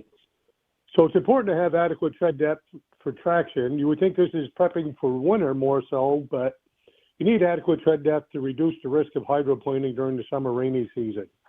So tread depth is important year round. And again, my recommendation is don't go below 30 seconds and move them back to the trailer at that point. So it's worth noting about tires. In certain vocations and certain driving environments, it gets really, really, really hot. Not all tires are rated for the highest speeds, right? You've got to, it's not like the automotive where you go all the way up to Z-rated, but I mean, most of the over-the-road tires for tractor trailers are in that 75 mile per hour range. Some of them are less than that, and they're branded like that on the sidewall. If you're in Texas, you're in Arizona, and it's extremely hot, do you have to be careful about that? You have to know if your tires are not quite rated for that application? Yeah, I think you need to be aware of that. And then, yeah, to my knowledge, there's not a tire rated over 75 miles an hour for the trucking industry. Yeah, but you've got speed limits now that go higher than that, and of course sometimes people go over that anyway. So it's just something to be aware of. If you're wondering why you may be getting a blowout, ordinarily it's usually because of underinflation or overload. But in summer, in certain applications, and if you don't have if you're not using a tire that's really spec to do the 75, you might have an issue there. Correct. Yeah, I agree with that. Well, let's go ahead and move on to another system. Let's talk about the electrical system. So important. So the electrical system, this goes year round. It doesn't matter summer or winter. And clean and load test your batteries. I'm a firm believer in isolating your batteries, so you disconnect every battery and load test each one individually. There are systems that will allow you to test your batteries as a complete system if you have 4 batteries or 3. And then perform a full starting and charging test. The fleet that I worked at, we had a system that would do all that automatically, and it's amazing what you would find when you ran that test as far as dirty connections or resistance in circuits. And then again, one of my pet peeves is inspect all wiring harnesses for routing and clipping deficiencies. And to me, this is the cheapest maintenance you can perform. Ensure that all your wiring harnesses are securely fastened, not chafing or rubbing on anything that may cause damage. Let's talk a little bit about the windshield. We don't talk about the windshield very often, but, in the summer, you get bugs and all this stuff. It's really hard to keep it clean. Having the right kind of formulation for your windshield washer fluid is really important. You want something that's going to be able to do the job. You're not so worried about it freezing up, of course, in the summer, but it's got to be able to do the job and keep that windshield clean. Also, wiper blade condition. Your wiper blades may not be in the best of shape after having come out of the winter, right? So maybe you need to pay a little attention to that as well. Oh, definitely your wiper blades. And the other thing is a sandblasted windshield. I mean, that's just like looking through a prism, to a rainbow to, get clear vision. So you want to be aware of that. More daylight sunshine hours in the summertime than you do in the wintertime. Let's talk about brakes. Brakes are so important too. Hot driving season, a lot of thermal expansion, contraction. What do you need to know about brakes? And there's different kinds of brakes now. Everybody knows that disc brakes are becoming more and more popular in the industry, but there are a little bit different maintenance considerations for discs than there are for S-cam drums, right? Oh, there are. So inspect your brake shoes and pads, drums, and the rotors. And just last weekend, I was in the mid-Atlantic states, and the sudden stop-and-go traffic was endless. So make sure your brakes are properly adjusted. And you can actually do that from the driver's seat. So what we used to teach our drivers is you build up your air pressure to system pressure, whether that's 120 or 140, and then release your tractor brakes only. Depress your brake pedal all the way to the floor, count to 2, let off, count to 2, and do that about 10 or 15 times, cycles, and that will adjust your brakes. So most automatic slack adjusters, they adjust on stroke. So typically all day long, the driver's driving down the road and they're just tapping the brakes. Very seldom are they having a hard brake incident. So your slack adjuster is not going a full stroke and grabbing the next notch or 2 that it needs for an adjustment. So after you do that, then build up your air pressure again and repeat the process, but you'd pull out your tractor parking brake and push in your trailer parking brake if you are driving a tractor trailer, and do that same process again. In essence, if everything is working right, you have just adjusted your brakes and didn't get any grease on your fingernails. Speaking about air systems and air dryers and such, often people talk about, the need to drain your wet tanks, and they say you should drain your wet tanks daily. But, at TMC at Nashville, we were getting a presentation from one of our very good members that is in the brake industry, and he's saying that's kind of a modern myth. On a tractor, if the air dryer is working properly and, your desiccant's working properly, you might be having some counterproductive issues if you drain your wet tanks every day on the tractor. Do you agree with that? I do agree with that, but it doesn't hurt to check that every once in a while to make sure your air dryer is working properly. Again, the keynote speaker was talking about if the air dryer is working properly, that is something you don't have to do daily. But you still need to confirm that. That's true for anything in the brake system because the S-cam brake system usually gets a lot of grief because it's a little bit more slop in the system just by its nature. But as long as you're doing all the proper maintenance with it, it's a very, very good and cost-effective brake system. But you got to do those things, and you shouldn't do things like reuse components when you do your brake line or you do your repairs. Right, and you want to measure before you replace. I'm a firm believer in that. Make sure you know why you're replacing parts. Don't just replace them because the technician the next bay over, that's what he does all the time. You could either be a parts replacer or a technician, so you need to know exactly what you're doing and why you're doing it. That's a good point. And not to, consider this an afterthought, but you should also consider the after treatment system. So important on modern vehicles ever since the mid 2000s. And they get a lot of grief about the difficulty sometimes of maintaining your after treatment system. There's so many different parts in there, and there's so many issues. Sometimes it's an issue in the winter, but something you got to keep with all year long. Let's talk about after treatment. What are some of the things you got to be cognizant of when it comes to the SCR, the DEF, and the DPF, et cetera? Well, the DEF, you want to make sure you're putting clean DEF in your system. Make sure you're putting it in the DEF tank also. Putting DEF in your fuel tank causes a lot of heartache and headache and expense. But you also want to make sure there's no exhaust leaks in your system and make sure everything's tight. Make sure, don't check engine lights. And just make sure there's no loose connections, loose parts, vibrating parts. Is it getting better in terms of some of the sensor reliability? For a long time, people had issues with sensor issues and after treatment systems. Yeah, after treatment. So I was fortunate. I was at a fleet and we run auxiliary power units, so our idle time was reduced immensely by having those systems. So after treatment system issues were not prevalent as they were back when they first came out. So they have improved immensely over the years. And again, proper maintenance and checking the ash count when your truck's in for a PM with the computer software systems. And there's just a lot of steps you could take to help prevent issues in the long run. Let's talk a little bit about cleanliness of the vehicle. Appearance is important. You want to have a good corporate image for your operation, but there are some technical reasons why you want to keep that truck clean too, right? Yeah, there is. Actually, a dirty truck is less fuel efficient. I know that sounds crazy, but it increases wind resistance. And as you said, it's taking care of your vehicle. It is your company image. But one of the real problem areas if you don't maintain cleanliness is your fifth wheel operation. So we had a process where we would pressure wash the underside of our fifth wheels and re-lube those at every PM service.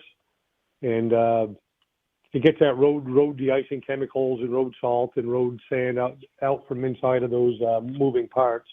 Some of the tolerances and some fifth wheels are so tight that acts like two pieces of sandpaper together, and the fifth wheel won't operate properly. And then the other thing you might want to, or you do want to inspect for any broken parts from ice that might have been hanging off of devices all winter long. And again, check those wiring harnesses and air hoses for the same reasons. There's a lot of aerodynamic skirts on the vehicle now too, and you're talking about the corrosion chemicals from the winter. They get behind those too. It's a good idea maybe to remove those and wash behind them because that stuff will degrade different metals very, very rapidly. Yeah, and another key point for cleaning would be if you do have aero skirts or not, is make sure you try to pressure wash underneath your fuel tank straps. You'd be surprised in the Northeast how many fuel tanks will actually corrode through and start to leak because of road de-icing chemicals that are trapped in between the rubber on the fuel tank strap and the fuel tank itself. And you may not even see it because it's hidden. Oh yeah, you will not see it, guaranteed. So, but if you flush that out or use some of those products to help reduce the corrosion. I've tested several of those, and they do work, but you have to utilize them. You mentioned lubrication of the fifth wheel, but there's all sorts of other things that have Zerk fittings, and they need lubrication too. Really important to go ahead and purge the old grease out of those joints, right? Either it's on your drive line or your front end, because if you don't, either they're going to be insufficiently lubricated, or the corrosion or the chemicals inside of there that's gathered over the months, the winter months, etc. They're going to cause trouble as you go into the summer. Yeah, not only that, but you also have some wear metals that are in there also if you were under greased to begin with. So that is a recommended practice to purge all the old grease out. And if you're greasing a universal joint, you want to make sure all 4 caps are taking grease. Do you find that something like vehicle alignment is a good idea to do if you're coming out of the winter, going into the summer, maybe to maximize your tire life and or your fuel economy? Well, yeah, that's a very good idea. And we always did a quick check with like a Tremel bar, and then there's some systems where you could just use a tape measure and do a quick check and then see if something's out from there. And then from there you could send it out for an alignment. But some of that stuff you could, if you're more of an established fleet, you could take care of some of that in-house. But is that something you do as part of your regular preventive maintenance? You bring it in once a year for the annual inspection. You're checking that at least once a year, right? Correct. Yeah, and of course you're always reading your tires by rubbing your hand over your tires, and you can tell if you have toe in or toe out, or you could look for different wear characteristics in your tires. We're going to have to wrap it up. We're getting ready to close here, but I'd like to thank you so much, Todd, for a great whirlwind tour of what you need to know about vehicle maintenance when it comes to prepping your vehicle for the summer. Look forward to having you back on a future Tech Talk with CMC. And with that, I'm going to turn it back to Jimmy Mack down there in New Orleans.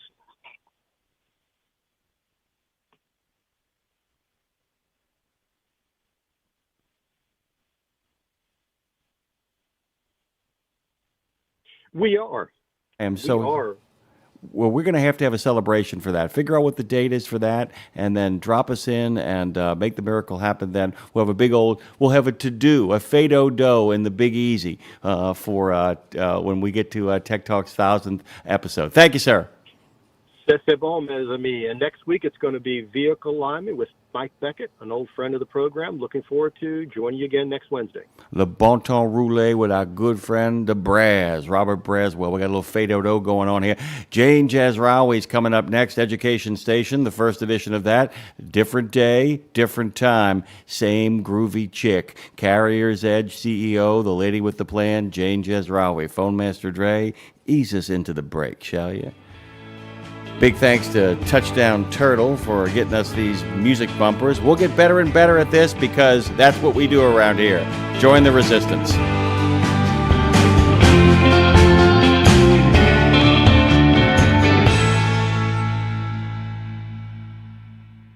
Are you on the hunt for the perfect place to recharge after a long day or week on the road? Look no further. Hotels for Truckers, designed by truckers for truckers, provides free membership that unlocks access to deep discounts and spacious tractor-trailer parking at thousands of popular hotel chains nationwide. Enjoy incredible discounts, earn valuable points, and enjoy a great night's rest. Download the Hotels for Truckers app today and make your long hauls more restful and affordable. The mission of Wreaths Across America is unwavering, remembering our fallen heroes, honoring those who are currently serving, along with their families, and most importantly, teaching the next generation about the value of freedom. And you can join our mission with a $17 donation that sponsors a fresh Maine Balsam Remembrance Wreath. Each wreath will be laid in honor of a veteran who gave the ultimate sacrifice for our nation. To sponsor your wreath, please visit wreathsacrossamerica.org. That's wreathsacrossamerica.org. You know Sap Brothers will beat any competitor's advertised price on tires, so hold on to that fifth wheel, because when you buy 4 Salem S624 EFTs, the perfect line haul trailer tire, mounted at Sap Brothers, your price is an amazing $199.99, originally priced at $299.99, and prices are good through June 30, 2025 while supplies last. Save on 4 or more at Sap Brothers, and nobody's going to beat that price. Salem Tires, advanced compound technology for maximum mileage and rolling resistance without compromise. When you think tires, think Sap Brothers. You don't put a mechanic under your hood who doesn't know rigs, and you don't haul loads for a partner who doesn't understand freight. So why are you trusting your finances to folks who don't know trucking? If you want to run like a business, then ride with taxesfortruckers.com. You know the road, they know the books. It's a one-stop shop for financial pomp. They lift you up, take a look underneath, and get you rolling again with full-service accounting and tax services, all the while consulting with you. Call 888-TAX, the number 4, TRK, to stop overpaying taxes today. Taxesfortruckers.com. Well, that music only means one thing. We're back to Road Gang Radio, live on RadioNemo.com, iHeartRadio, and streaming on YouTube. Jimmy, take it away. Oh, we will take it away. If you're looking for a big old mashup farago of Popular Mechanics, Wired, Rolling Stone, and National Geographic, you've come to the right place. This is, by the way, as we kind of figure out the newfangled technologies, the first edition of Education Station here on RadioNemo.com, over at the Tube of You at Radio Nemo, of course on iHeartRadio at Radio Nemo, and everywhere that you want to be. If you head over to the YouTube page, by the way, if you want to get a sense of what that new format is like for Nemo Nation, there's a dynamite interview with both Dean Croak. You can also check out the one with Dan Ronan. They get the gag, man. They jump in, they jump out. It keeps moving, man. It's fast-paced around here. I can't think of a better way. I cannot think of a better way to start off our first education station with, rather than getting into the weeds, but giving the 30,000-foot view and just having a grand old conversation with one of this show's best friends, our friend, CEO and the head honcho over at Carrier's Edge, where they've got the edge, our good friend Jane Jazrawy. Good morning and welcome to hashtag RGR. Jane! Good morning. I love it. I love it. This is you got some energy going on there, so you have to rub that off on me. I'll tell you this, man. We have Tasty Donuts across the street, literally across the street. I took pictures on and put them on the Book of Faces as well as a couple of my other profile spots. And we're on so much coffee and so much sugar that we'll be dead in a half an hour, but we managed to stay alive just for you, Jane. 100%. 100%. Dre literally is on a fume tank. He is literally on a fume tank. I mean, it's just like going, what? I'm going to be fine. I'll be dead in 15 minutes. So when you hear the thunk, it's Dre's head hitting the table, by the way. Should I like dead. call emergency services? Like if I hear a thunk, like, get 911? No, we're going to give Dre his dignity. I'll clean up the mess and then we'll just call. Maybe like shot of adrenaline to his heart, something like that. But you got to put the microphone down. No, I was going to scream. I was like, don't call nobody, okay? I got a record. Don't call nobody. Don't tell nobody. Jane, one of the things before we jump into Edumacation Station is I actually on the Tube of You, I'm actually over there chatting because we're in the next gen, as Dave likes to call it.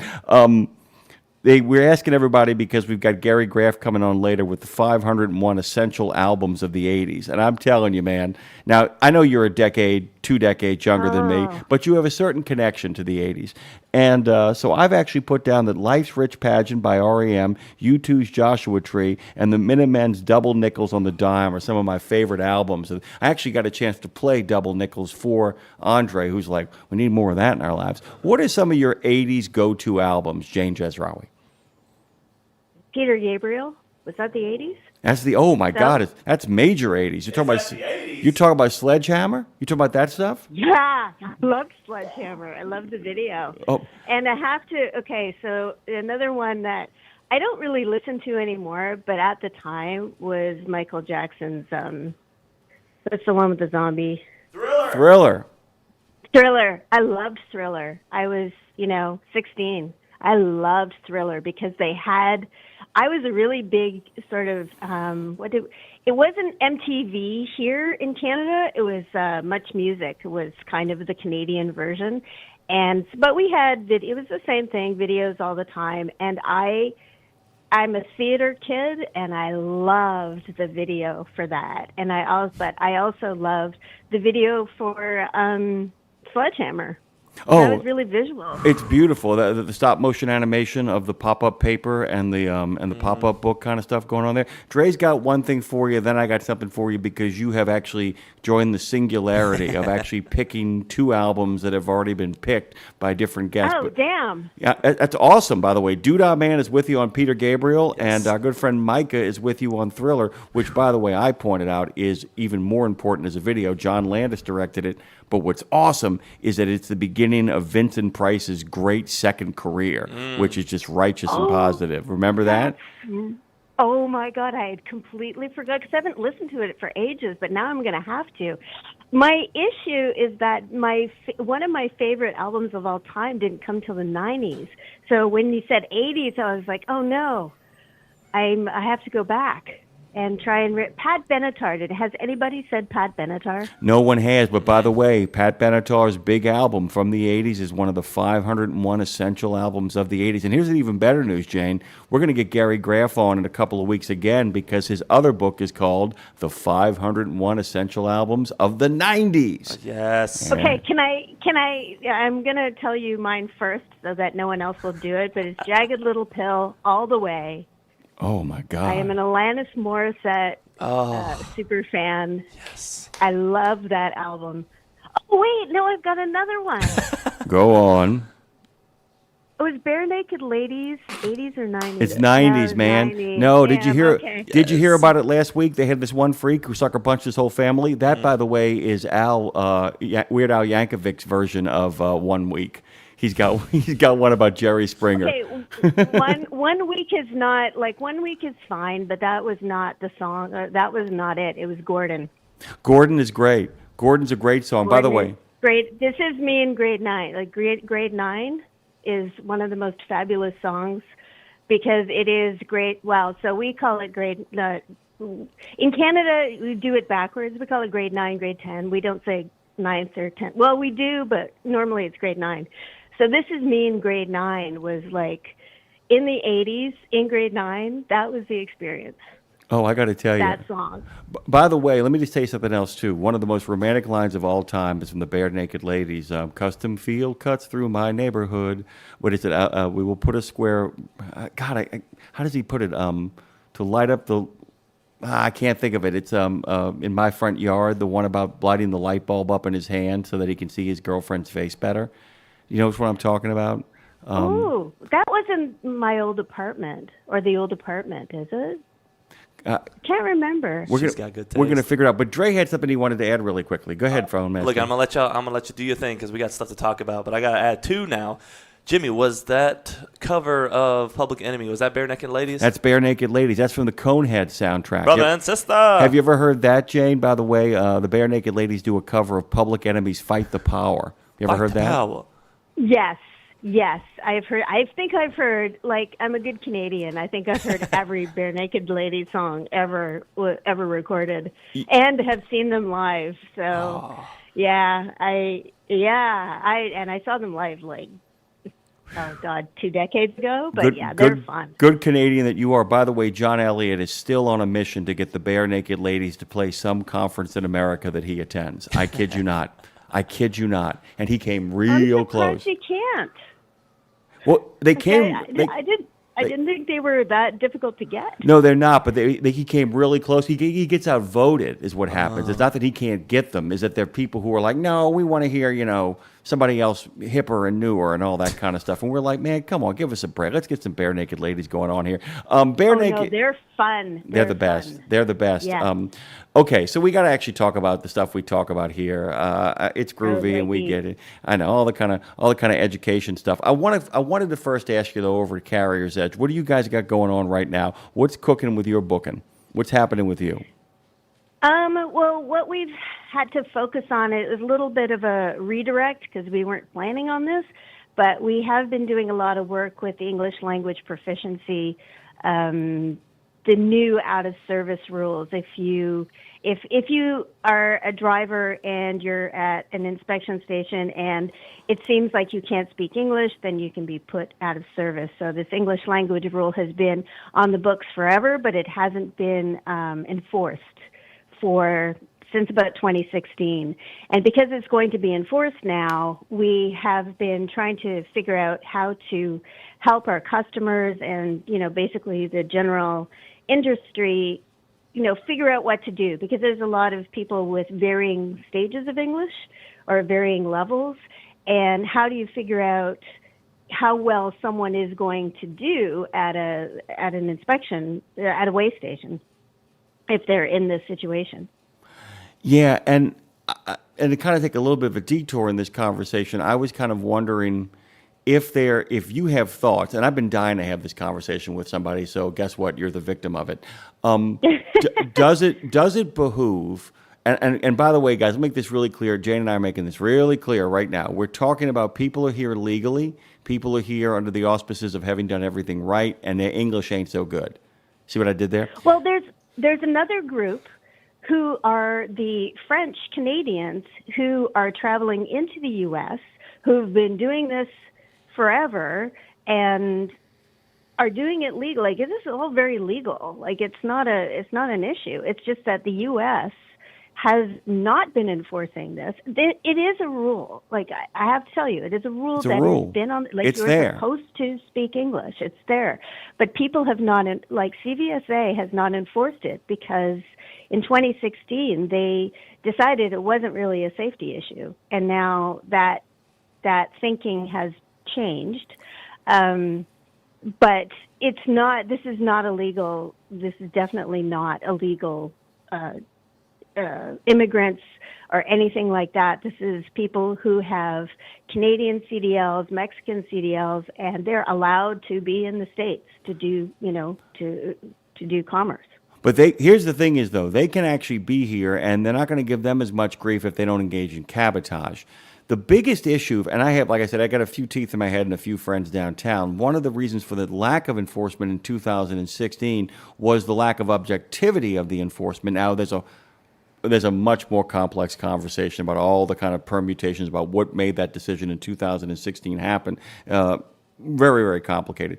But what is important, though, and I'm kind of curious about, does it behoove institutions that are training people now? Does it behoove companies that are engaged in training, if in fact you have folks working for you who actually have problems with that, or to actually take a step up education-wise and do it? And to be like, let's talk about proficiency as opposed to fluency. Because here's the thing. Nobody's asking anybody to read the 1,288 word periodless paragraph that Faulkner created for A Light in August. People are basically saying, can you master the English language enough to understand? And actually a really good case was made to be earlier by somebody on the previous platform who said, look, if in fact you're in 4-lane traffic and you're under stress and your English is not up to pace, you might miss an exit or you might cause an accident by not being able to kind of read the signs rapidly, because the rapid of the reading of the signs is really one of the biggest things a truck driver has to do to maintain safety, because a lot of people will panic at that point. What do we do from an education standpoint to make sure that the folks who are in good standing, the people coming across from Mexico, the people coming across from Canada, how do we make sure that they're at a place where, and I'm talking about the legitimate people, the people who should be here, how do we make sure that they have that proficiency down? What is the education solution to that? Sorry, you're the first one. Practice. It's crazy, but it's like playing your scales. You want to play the piano, you practice. You want to learn, you want to get better at something, you practice. But what the carriers can do is, and what we've done is we've created a tool that you can assess someone's level, like their ability to understand spoken English and actually recognize signs, and see how see what their reading level is like. And so you can do an online assessment. That's not that difficult. You can give people pictures of different signs. I found some doozies. There's some crazy signs. You think when you're fluent in English, you don't realize how in depth the signs are. Sometimes they have two directions on them at once. So sometimes there's a decision that you have to make by reading the sign, and you have to do it really quickly. Do you have how if you say that vehicles over a certain weight exit this way, well, do you know how to read that? Do you know what your weight is, and do you know what the direction is? So there's sometimes multiple things going on. So the first thing that you can do, if you don't, because what I think is either you know very well or you don't know. So the first thing is to get an idea of what's going on, what is the English proficiency in my fleet. And you can do this with a test. You could also do it by talking to them and going through mock inspections. That's not a big, I don't think you can do a couple of things if you do mock inspections. You can connect with every driver. So any driver who's coming in through the yard, or you can schedule them in. As they come in, pretend you're at a way station and go through what happens. Do a little interview, show them some of the signs. You can do that in a classroom. You can do it one-on-one. but it doesn't have to take very long. But you will see very, very quickly who's having issues and who isn't, if you don't already know. And if you do already know, then you're practicing. Give them cue cards, not to use with inspections, but give them cue cards so that they can practice and then practice and then practice. Don't give them online training, because online training is not, it's very, online training isn't going to give them that human-to-human practice. You need human-to-human practice. And the last point that I want to make is that the reason you need the human-to-human practice is so that they're in the situation and they can calm down about it, because people are very freaked out. Like people who are concerned about their English skills, who are concerned about their accents, are now at a very high level of anxiety, and their carriers don't know what to do, and so they're not getting any help from there. People are not giving there's not a lot of things that, there's not a prescribed list of things that you can do. You either speak English or you don't speak English. So if you give people the opportunity to practice and give them practice with an English speaker who might, who could pretend to be horrible to you at a way station, then that, people's, as you practice, your confidence increases. I'm laughing because I have this the idea of like training somebody being like this. Where are you going? What are you doing?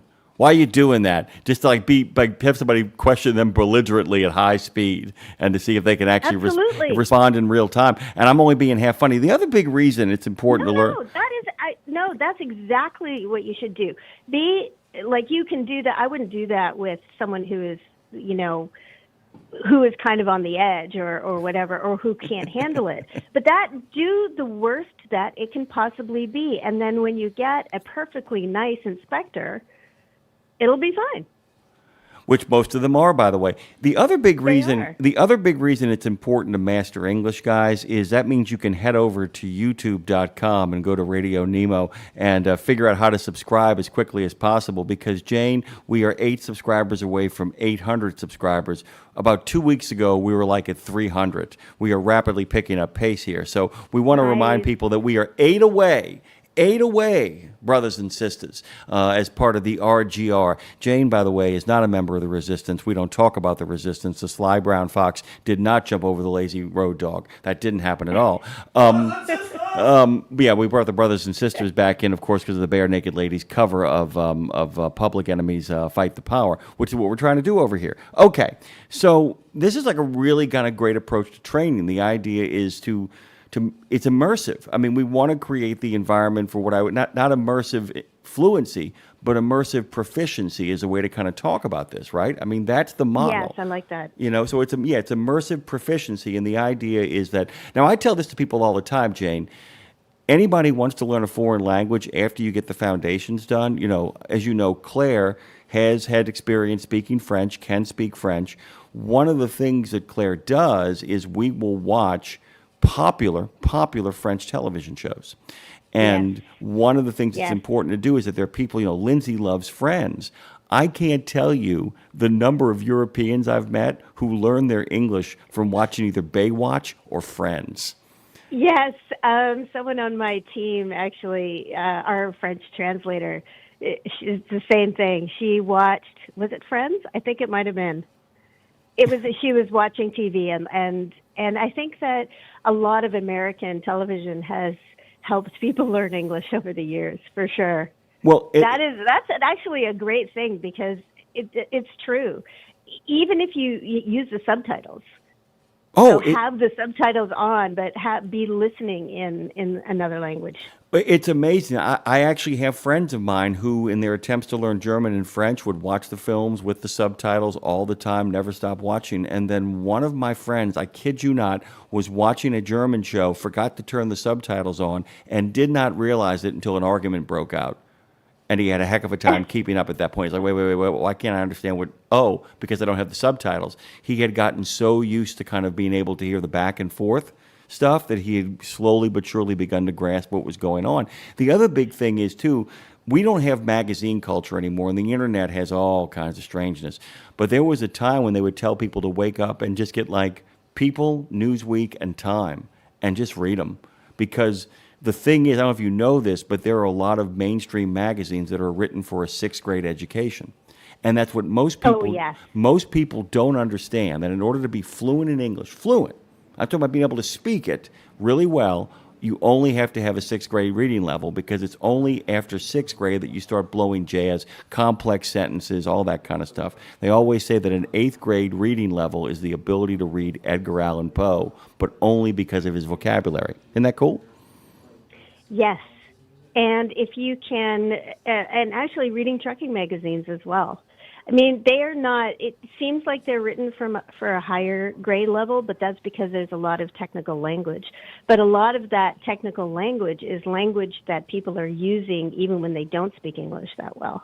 I'll tell you this too, though, and this is a shameless plug for our friends at Landline, their magazine and their online stuff. They really work in old-time, what I call Kansas City Star, sort of newspaper stuff, that Hemingway sort of quality, you know what I'm saying? Yep. That really clean lead, really declarative sentences, really break things down into kind of basic, clear paragraphs. Any sort of really well-run newspaper or well-run trade magazine is going to give you two advantages as a trucker. One, it's going to give you the simple King's English done clearly, but you're right, it also gives you those technological terms that you're going to have to know eventually if you're going to really do this job. And one of the things, Truck News in Canada actually has, it covers a lot of U.S. news as well, but it's primarily Canada right now. But they also have there's French and Punjabi as well. They have different languages. In Canada, you tend to have the option for different languages a lot more easily. Let me ask you something. I want to ask you about Canada for a second. What is the multilingual fluency in regards to people over in Quebec? How good are the people who speak English at speaking French, the people who speak French at speaking English? Do you have a lot of people who are multilingual? It depends on where you are. If you're in more of the urban areas like, Ottawa is actually in Ontario, but it's very close to Quebec. But Montreal is you can function in English pretty well there. Like you're not going to have that much of an issue.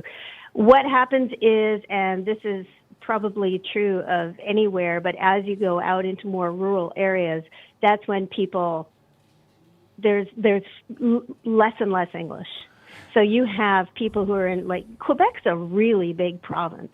And if you go, closer to the Maritimes, so if you go east, then there's more French and more, you can function in English there, but there's a lot of people who don't speak it, or I think they may know more English than they think they do, but that they used to don't be like function in English. That used to be Acadiana in Louisiana, where it's not that anymore. Same people. It used to be that way, where it kind of be like, we can speak English. Good luck to you.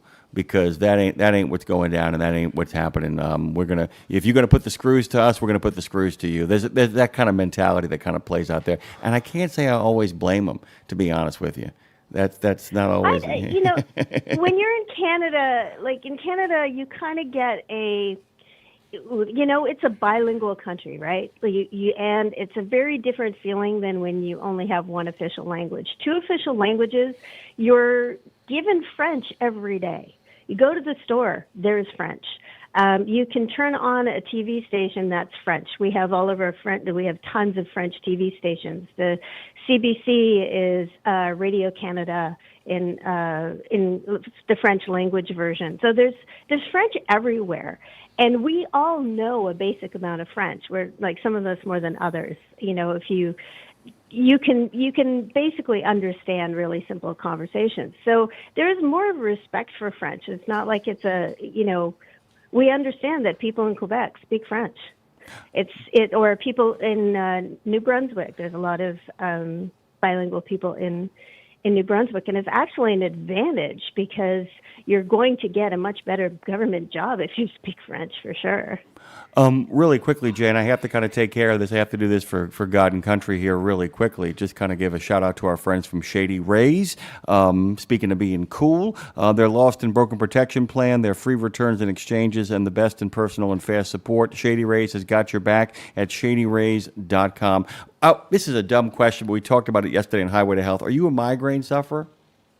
No, that is the one thing I do not have. Oh, my God, fantastic. Everything else I have. Yeah, by the way, I used to get them for like the better part of 2.5 decades, and then I just aged out of them. Claire has them so bad she has to actually do shots in her legs, and actually it turned out that Botox is really effective against it too. People are wearing sunglasses. All right, Jane, I've done my bit for God and Country here. Tell people where they can go to find out more about Carrier's Edge, and tell us where you're headed next. Well, we are at carriersedge.com if you're interested in our online driver training platform. We also, if you're interested in the webinar that I just talked about, you can go to carriersedge.com and take a look at our webinars or sign up for our newsletter. And where am I going next? Where are you going next? I don't know. Where am I going next? I'm going to be kind of stuck at home, but we're working on a massive air brakes package where we're taking the CVSA has an air brakes course, and we've taken it and adapted it so we have it's a huge number of titles, and that's what we've been working on. By the way, you should also keep July 23rd. You and Mark should come down to New Orleans for the grand ribbon cutting over here at the Fastport Studios in the city of New Orleans. By the way, you should do that. I would really like to do that. I'd really like to do that, so I'm keeping my options open. Jane, welcome to the first edition of Education Station. Thank you for christening it. It's an honor. It's an honor. Hashtag. Thank you so much for having me. You got it. Hashtag RGR, by the way. And Jane, you can't actually do the biscuits and gravy challenge, but I know somebody listening right now is going to do our biscuits and gravy challenge.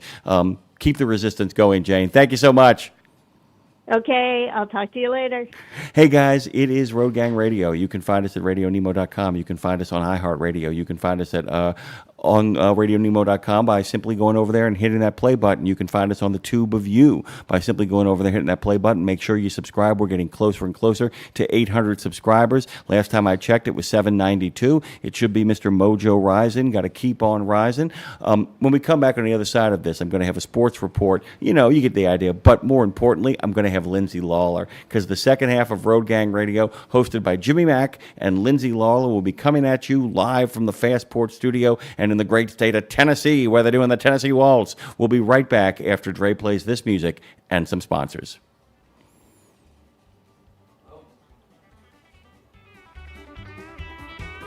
The resistance continues.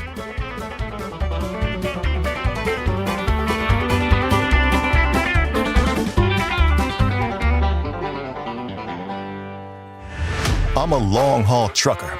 I don't have time for nonsense. So when I fuel up, I need to get in and get going with a fuel card that takes me there. Founded in 1978 by a trucker for truckers, Multi-Service Fuel Card is run by real, honest people who are there to help us road warriors keep our freight moving. And with nationwide acceptance, fuel discounts, and dedicated customer service, no matter where I'm going with Multi-Service Fuel Card, I never roll alone. Learn more at neverrollalone.com. Wait a minute. Are you running all of your rig's accessories? All of them. You like that? No, why would I? Your engine's turned off. That means I ain't violating no idling laws. You like that? No, why would I? That means you're running off your battery. I'm running on an Odyssey battery. You like that? No, why wait. Did you say an Odyssey battery? Odyssey battery. Rugged, maintenance-free, thin plate pure lead technology, and massive deep cycling capability. Plenty of reserve power to run onboard accessories. Engine on or off. Twice the power, 3 times the life of conventional batteries. That's an Odyssey battery. You like that? No, I don't like that. I love that. Wait a minute. The crickets stopped. Odyssey hasn't. Get yourself an Odyssey battery. Performance you can count on. Want to reduce emission systems maintenance costs? Max Mileage Fuel Catalyst is the answer. This advanced solution promotes a longer DPF lifespan and lets you enjoy fewer regenerations by reducing your soot output by 60%. That means less downtime and more time on the road. Keep your system clean and efficient so you can focus on what matters most, getting the job done. Make the smart choice for your vehicle. Head over to PittsburghPower.com to order yours today.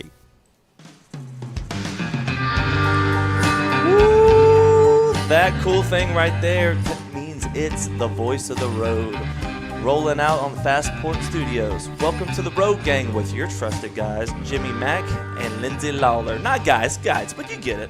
Hey, man, it's National Make Life Beautiful Day. I can't think of a better person. It really is. I'm not just making that up. It's National Make Life Beautiful Day, and I can't think of a better person to spend it with on the second half, in many ways the most important half, of Road Gang Radio, because that's the half that brings in Lindsay Lawler taking Hey, girl, hey! How we doing? Better now. Fantastic. I mean, I got to tell you, between Micah Larsen's moving segment, Robert Braswell not missing a beat, and Jane Jazrawy just being Jane Jazrawy, we are off to a rip-roaring start. Lots of great phone calls and lots of people on the tubes of you. Well, I got to tell you what, it feels very different being on this time of day versus on a weekend at 6 a.m. And I actually care. I give a a little bit more about my persona. Not that I'm like yesterday I put a dress on. I told you I even shaved my legs just in case. I don't know how in depth this YouTube listener situation is. But today I even put a little bit of a face on, not much, but it's a very different energy coming in when the sun is up versus when the sun is down, and I like it. I like them both for different reasons, but this one feels a little more pep in my step, which is good because I'm really excited to talk about 80s albums today with Gary Graff. I've heard you asking everybody, all the guests, what theirs are, and I felt like we should kick off. Jimmy, you and Dre and I talk a little bit about our music before Gary comes on, because I don't want our interview with Gary to be us just listing things that we like, which his book is not, by the way. His book is deep dives into the why behind the record, not just to hear the records, which I like. Well, and the other thing is that's really groovy about his book, too, is that it doesn't make the mistake that the Academy Awards have made recently, and I get the idea of inclusion and making sure everybody gets seen. When they do the in memoriam moment, there's just something heartbreaking about, and I hate to break it to him. I know it's important that the editor of, like, The Godfather end up in that final video for the in memoriam. I don't think it's as important that they get as much screen time as, like, when Jimmy Stewart passes away. Because, like, they used to do the Academy Awards, and there was a year where Robert Mitchum and Jimmy Stewart died in the same year, and the staggering applause at the end of that. What he does in this book is, he's got all the albums of the 80s that are important, but there's a sense of some albums are more important than others. Some of them get bigger spreads than others. Some get a little more detail. But you're right, he doesn't just list, he talks about why they're important. It's hard, though. I hear what you're saying, and I agree with you.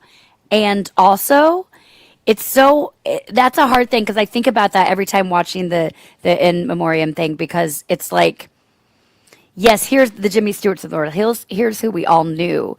But it goes back again to my idea that I talk about all the time about we consume things and don't think of everything that went into it. So yeah, we can't. There's hundreds and hundreds, sometimes thousands of people that work on movies. Certainly a big group of people that work on these epic albums. And it doesn't happen without every single person. So it's a hard line to figure out, both in, say, the award shows. How do we honor everybody while making anybody more important than another? It's a wonky road to figure out, but it's a good realization for people to realize what goes in, again, to their consumption of art, which is a big thing, which we can talk with legendary music journalist Gary Graff, who is joining us at 9:30 just here in about 25 minutes. So that will be very exciting. I have, Jim, I would consider myself musically a child of the 90s. That's why I'm excited. We're going to have Gary back next month and be talking about his essential albums of the 90s. That's what gets my goat, gets my blood flowing, gets my goat. Anyway, but for me, I will say the 80s albums that got really me going. Bad Animals by Heart for me is because I mean, the epic, of course, female rock vocals, the synth ballads, like Alone, so dramatic. I would sing those at the top of my lungs, and just I would be on stage. I could cry right now thinking about singing Alone in my bedroom alone. Oh yeah. Oh Right? yeah. Oh Right? yeah. Nicely done. Nicely done. Well done. It's I got to tell you, man, that song, and it's weird because of the way pop music worked back then, that even if I hadn't liked it, I did. But even if I hadn't liked it, I would have known that song. Dorian Lynskey, who is a great cultural critic, was writing about, he doesn't miss a lot about the past, as we've always talked about. That's a fictional world that often we wrap in nostalgia. But one of the things he does miss about the Billboard Top 100 is the idea that you could have the absolutely ridiculous, some novelty song, some bad song, some commercial song in the top 10, and at like number 13, something that would become an all-time classic about 5 years later. And that there was something nice, and that Alone was one of those songs that just played in the background over so much of the 80s. It played so much in the background, and it was always kind of there and omnipresent. But when you actually focused on it, it just... Oh, by the way, I just want to point out really quickly, Gina Harrison said Purple Rain, Thriller, and Like a Virgin. Is that not... well, yeah. I mean, there you go. I mean, there's the truth right there. There's the absolute truth. We got a lot of people responding on YouTube as well. But yeah, Alone, man, ooh, what a song. What a reality. I mean, I can't tell you. What you got, Dre? Well, I want to add mine in. Yeah, let's go. Dude, Talking Heads, Speaking in Tongues. Yeah. Oh my God. That's up there. That one's in our collection here, and that's the thing. He does. That's in. I believe that was in the book, if I remember correctly. It is for sure. Yeah. Yeah. I mean, that would be a hard one to Talking Heads. Well, he has Remain in the Light. Maybe he doesn't have that, but that was the one for me that stood out. Remain in the Light was probably more what would have sat with me. But that's the thing, Dre. I mean, you nailed it from heart to because here's the thing about the 80s. To me it's one of two things. It's rock fingers or it's cheesy head bops. You know, it's like it's two very specific things when you think about 80s music. We're talking My Friend Tiffany Mall Tour and Cyndi Lauper, or we're talking, Guns N' Roses but then you also have the synth. I guess it's three things, because then you have the synth side of four. Oh, it's four, you say, Jimmy. What's the fourth? Independent. Because you get to REM, you get to U2, Oh, yeah, I guess you get that's to true. all of those college bands that kind of used college radio play in the early 80s. That then sets kind of, the scene for grunge later. Yeah, and then you also, I mean, but you're right, that dominant sense of that pop and that kind of headbang and stuff. But underneath that, the groundwork is being laid for some really amazing mainstream stuff in the 90s. I mean, it's just like REM's Life's Rich Pageant changed my life. Double nickels on the dime, and the punk rock movement has never been better than it was in the 80s. Never. Okay, tell me this. You just said that REM record that changed your life. I want to ask you why, because here's the thing. I was talking with my friend Carla, who has got a couple music podcasts, and she might be listening right now. But she said that The Cure, I thought this funny. Let me go back to what she said to me this morning. She said the Cure album, Kiss Me, Kiss Me, Kiss Me. She said it's 90s that's 1987. She said, as a 15-year-old, that got me into alternative music, and it got her penchant for all black. But she said, I don't think I'd have this group of friends from home that I have if it wasn't for listening to that album on cassette, in my Walkman, in the backseat of my parents' car on repeat. And that's such a specific, you can get that visual. Nice. And it's those kind of albums that take you there, back when albums were, I mean, the album has come back luckily. But so how can you dramatically say that REM album changed your life? Why is that? Give us the feeling of why. Oh, it's a story actually I can tell, meaning it's like in my mind rehearsed. So, Birdie in the Hand, For Life's Rich Demand, the insurgency began, and you missed it. And I got accepted to the University of Georgia from high school, and now I am proud to say that the University of Georgia is one of the top 50 colleges, period. Go Dogs. It is only one of 3 SEC schools that is in the top 50 in national universities. They were making a big push in the 80s to kind of get a whole bunch of people who had high SAT scores there. They came to my high school. They made the pitch. I went up and visited the campus, Lindsay. I fell in love with it. And it was high up enough so that there was a genuine fall there. Even more fun, they were on a quarter system at the time, which meant they didn't start school till October the 1st. So it's 3 quarters of 9 weeks. So I got down to the University of Georgia, and right across from the campus is a place called the Georgia Square, where there are all these shops and the Rockfish Palace and the Georgia Theater and all the places where music plays, and newsstands and soda shops and all the typical college thing that happens over there. And I was crossing the street, and Life's Rich pageant had just come out, and as I was crossing the street, on one of the speakers outside, they were playing the opening song, which is called Begin to Begin. And I remember I was 17 years old. I had still not turned 18. I started college at 17 years old, and my whole life is suddenly ahead of me. And I suddenly hear Birdie in the Hand for Life's Rich. It's the first time I've heard the album, too. The insurgency began, and you missed it. And they hit that drum, and I just was like, is there an album store down here? And of course, it's a college town. It's a music college town. Heck yeah. And I just stormed over there, and I picked up that album, and I wore the grooves off back in my dorm room. So I remember. And then the whole album, though, had a sound that nobody had ever heard before. They were an overnight success after 7 albums. As you like to say. They were an overnight success. They suddenly, the next year, were on the cover of Rolling Stone as America's best rock band. And I remember, though, in that moment, it just hit me about the insurgency and, the idea of an uprising and feeling like this is the rest of my life. I'm an adult now, and it's ready to begin. And it's a feeling, and that's what you just described. I mean, I'm with you. I'm in that feeling with you, as my friend Carla said. It's a feeling of what it takes you back. But the other thing is, like you saying those REM lyrics right then, it was. I feel like the good songwriters, the ones that we're still talking about, those albums that you're talking about, especially that independent category that you're talking about there, or the Bob Dylans of the world, because my husband and I watched A Complete Unknown last night for the first time, the Bob Dylan movie. Pretty groovy.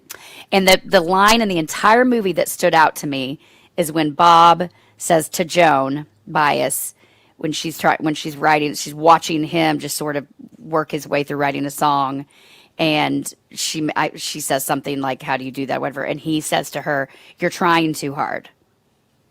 You're trying too hard on your songwriting." That landed, because that's right. You watch Bob Dylan writing, and it's whatever comes out. He's just observing. He's looking around. He's talking about what he sees, what happened, and the feeling. And so the feeling that you get when I feel something, that's what you have to write. And I think today, especially in pop and some of these, and the overproduced situations in music, they're trying too hard. They're trying to fit in, as opposed to just seeing what comes out and then letting the creation land where it will. And that's what the REMs of the world were doing. They were just saying some stuff that maybe didn't make sense, but it was more about the feeling.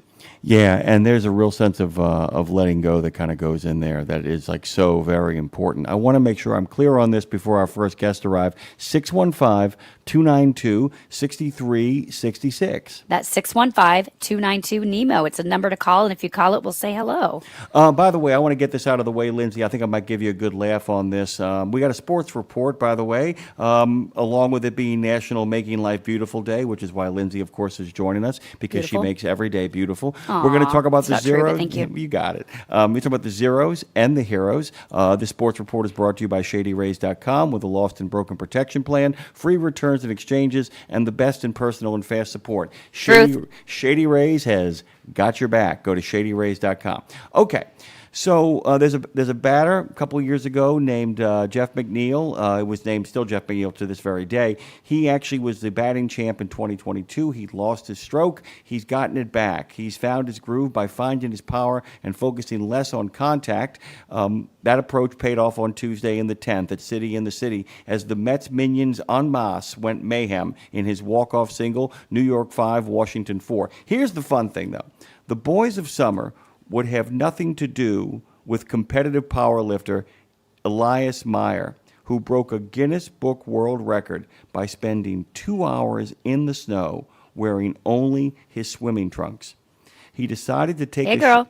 I'm telling you, man. He decided to take a shot at it, Lindsay, when he learned no one had gotten to 2 hours sitting in the snow in swimming trunks. He did it for 2 hours and 7 seconds.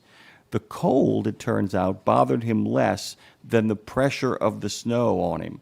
He said that gave him aching shoulders, aching elbows, and in his own words, you also can feel sharp ice against your back with no chance to do anything about it.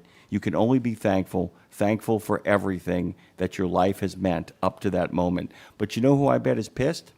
Polish man Larsen Romanowski, who held the record at 1 hour and 45 minutes and 2 seconds. Did you hear the Tom Cruise conversation about jumping out of an airplane with a flaming parachute? Yeah. The guy who had the record originally must have been just pissed.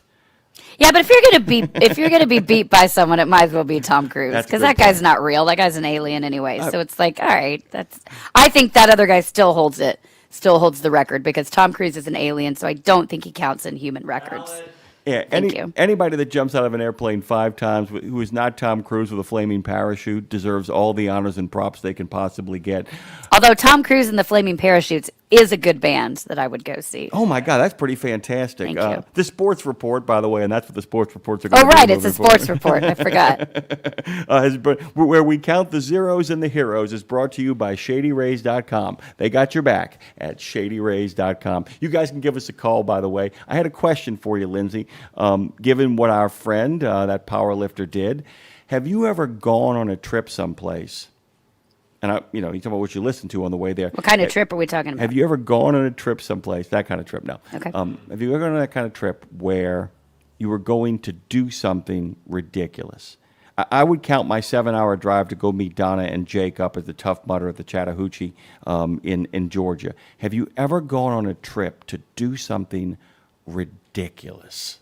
I mean, I know the answer is yes, because you know my life, but I'm trying to think. Nothing's poppy. I mean, I have traveled to skydive before, so that's pretty ridiculous. How long did you have to drive to get there? Well, not that far. It was like a weekend. It was a weekend getaway. But I did, however, the fun thing about my skydiving trip is I think, I know I'm a mom now, so I don't know, but I think I'd like to go back and skydive again, because when I did it, what happened was I was at a friend's bachelorette party. / it was her birthday. And so we were out the night before, and that the night before while we were out, this is back when I was in my wilder days.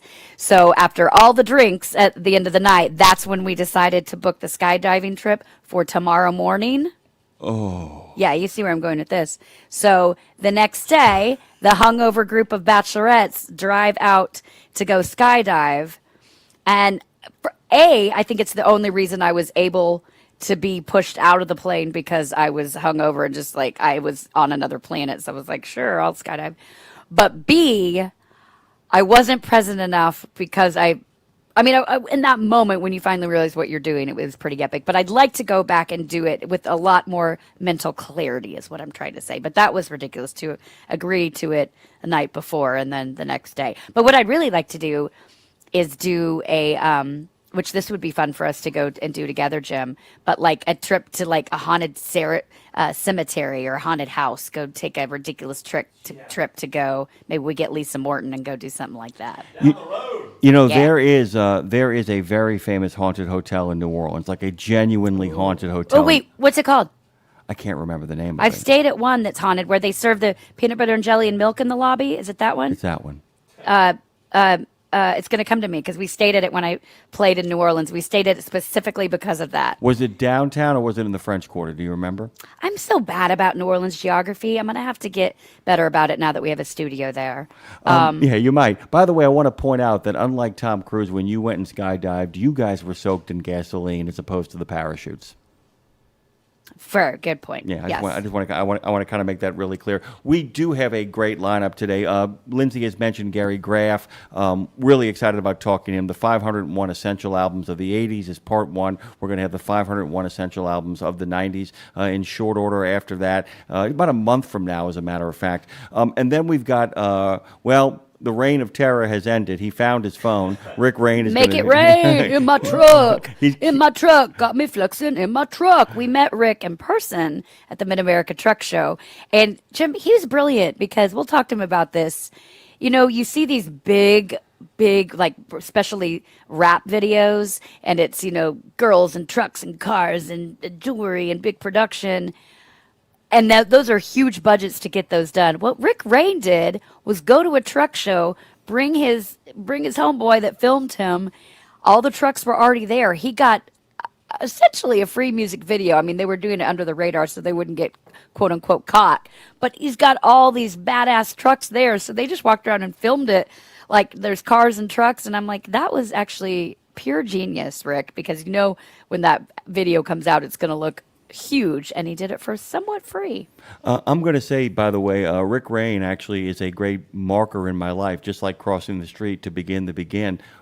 This is like, there's nothing bitter about this. It is the last time anyone will ever talk to me the way I was talked to when Rick was filming at the booth, as it were, at the broadcast area. Is the last time. Not Rick. Rick was great. Rick was actually incredibly respectful and got me off the hook from being yelled at by people when it was finally clear to people that Rick was going to be a guest on our show. So Rick Reighn is kind of a tipping point for me as well. Thought he was a groovy dude, especially when he came over to the Airbnb where we broadcast the show. I liked his people. I liked his friends. I like what he stands for, and the fact that he's associating with you now speaks highly to his character. Speaking of people you associate with for a long time who speak highly to your character, the last show of the morning is a longtime friend of this show and an even longer friend of yours, and a great man and a great talent, and I don't use those terms lightly.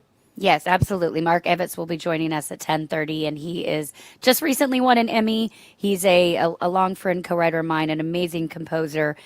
But plus he's just really, he's equal parts a brainiac and very smart and well-spoken, one of the most talented people I know, and also really dark. He's got a really dark sense of humor, which is why he and I get along. The kind of stuff that he sends me online, most of it I can't share, but it's what gets me through the day, if I'm being honest. And if you've never seen or met Mark, he looks like a mad scientist. He really does. He looks like the kind of guy that if Lindsay and I had our own, if Lindsay and I did a paranormal investigative show, a fictional Which we one, will. If we did that and we had to get equipment. We had to go get equipment to go on one of those adventures. Like you need the new EMP radiation ghost reader supernatural device. We would probably end up in some workshop where Evitts would be waiting. Mark's like, I've got 2 in my closet. Let me see here. Well, you might want to use this one, but it only picks up specters. This one actually gets ghosts and specters, but it does have a Geiger counter problem, so you might get a little radiation poisoning. Your choice.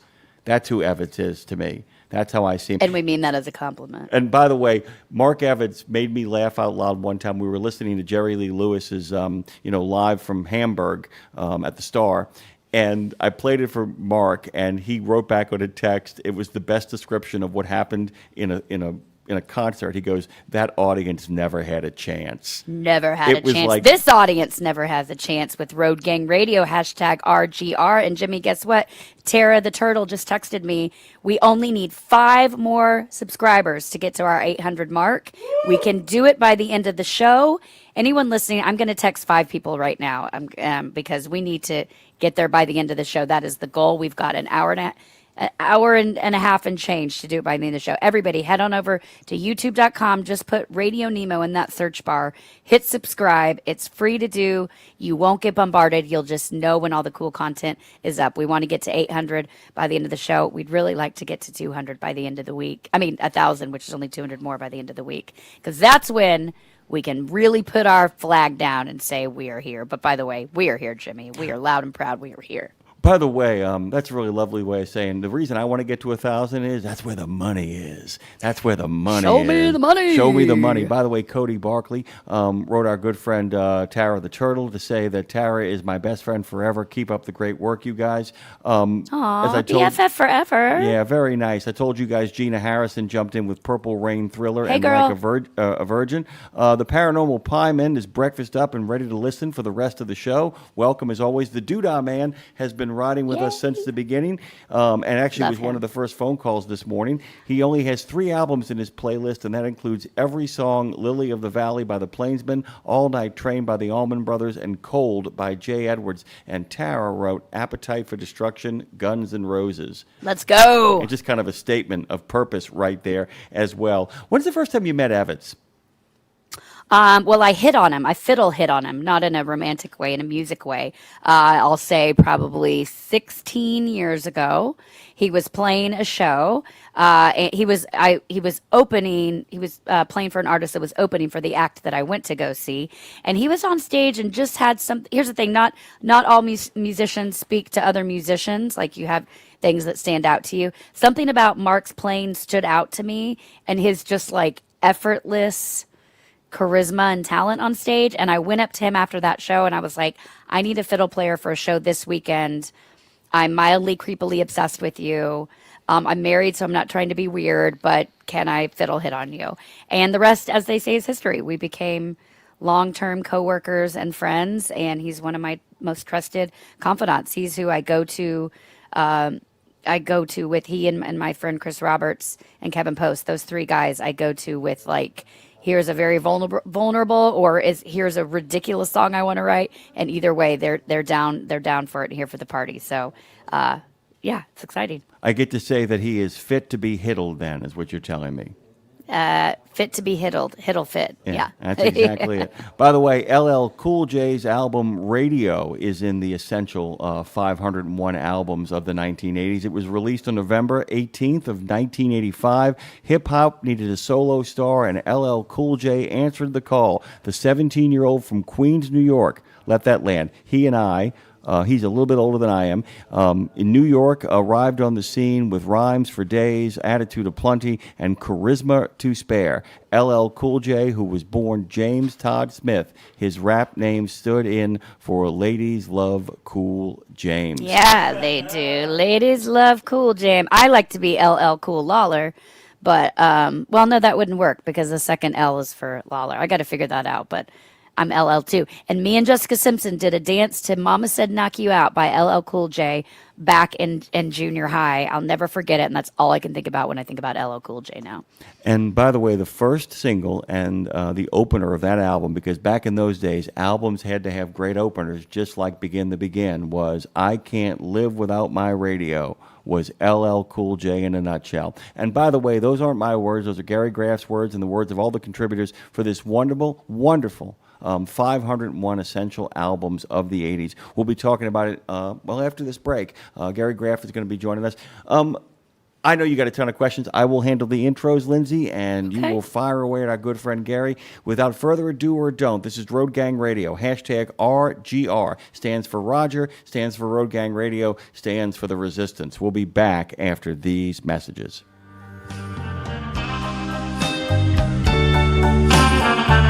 Yeah.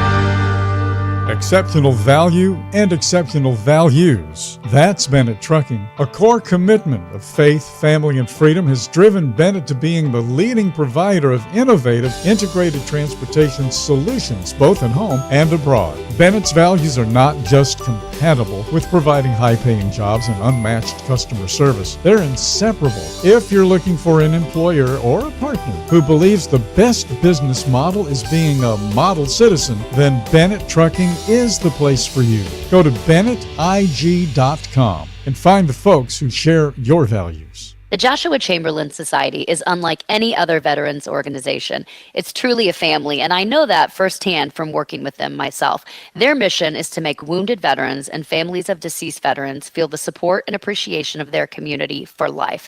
Our veterans' injuries are permanent, and so is the JCS support. From monetary assistance like paying utility bills or college funds to helping our heroes find purpose, JCS is a family that surrounds and supports the heroes who have sacrificed so much. Learn more and make your donation at chamberlainsociety.org. That's chamberlainsociety.org. Prepare for over-the-top flavor with a limited-time lineup of ginormous sandwiches. Try the chicken parm stack, breaded chicken fillets on garlic bread with red sauce and mozzarella. Or the big country combo, country fried steaks with mashed potatoes, gravy, and fried eggs on Texas toast. Craving a burger or grilled cheese? Well, the ultimate smash melt delivers both with smashed patties, cheese, and bacon between grilled cheese buns. Available for dine-in only at participating Country Pride and Orange Skillet restaurants inside TA or Petro Travel Centers. In trucking, financial security and retirement isn't a guaranteed destination. That's why Truckers Wealth is here. A financial hub designed for you, Truckers Wealth combines expert advice and tailored solutions. Tax-free wealth plans grow your nest egg. Guaranteed income retirement accounts provide stability, and no market risk accounts protect your investments. That's hard-earned money, a steady stream of income, reliable growth. That's a retirement. That's a destination worth investing in. That's Truckers Wealth. Truckers-wealth.com. Experts dedicated to your success. Well, this is Road Gang Radio, and you're riding shotgun once again with Jimmy Mack and Lindsay Lawler. Live from New Orleans, baby. We couldn't make this trip, by the way, if so many of the people who actually pay for this to happen didn't make the trip with us. So we want to give a big thanks to our friends at Truck Down, who will continue to make the trip as they have since 1997. For all those people who are looking for a maintenance provider, they serve all 50 states and 8 provinces. If you're looking for somebody in your vicinity who can get you out of the ditch and back on the road, go to truckdown.com and download that up, truck up, and get down. Our next guest, by the way, has written books on rockers from Alice Cooper to Neil Young. He is an award-winning music journalist based out of Detroit. There you go. There's some rock and roll with some amazing stories. He's a regular contributor to Billboard, the Cleveland Plain Dealer, Media News Group, Ultimate Classic Rock, Consequence of Sounds, and multiple publications, as well as to radio stations in Detroit and Milwaukee, and even streaming services like this one. Music journalist Gary Graff is the author of 501 Essential Albums of the 80s. We'll get to the one about the 90s in just a couple of weeks, where he and a cast of fellow music journalists presented the most pivotal, impactful, and best albums of each decade across multiple genres: pop, rock, hip-hop, R&B, metal, country, alt, rock, and more. The mega hits that you all know to the... wait a minute, I wasn't aware that that's an essential album. Oh my God, I'm glad I have this book so I can listen to it. Exactly. It's organized by year. There's knowledgeable opinions and reason why each one is there. Some of them incredibly challenging to me to go back and give the album a second listen, as well as label, release date, and other relevant info. But it's not just a list, it's a deep dive, and it's our pleasure to welcome one of the architects of that deep dive, the man with the plan at the center of it all, Gary Graff. Good morning. Pleasure for me to be here.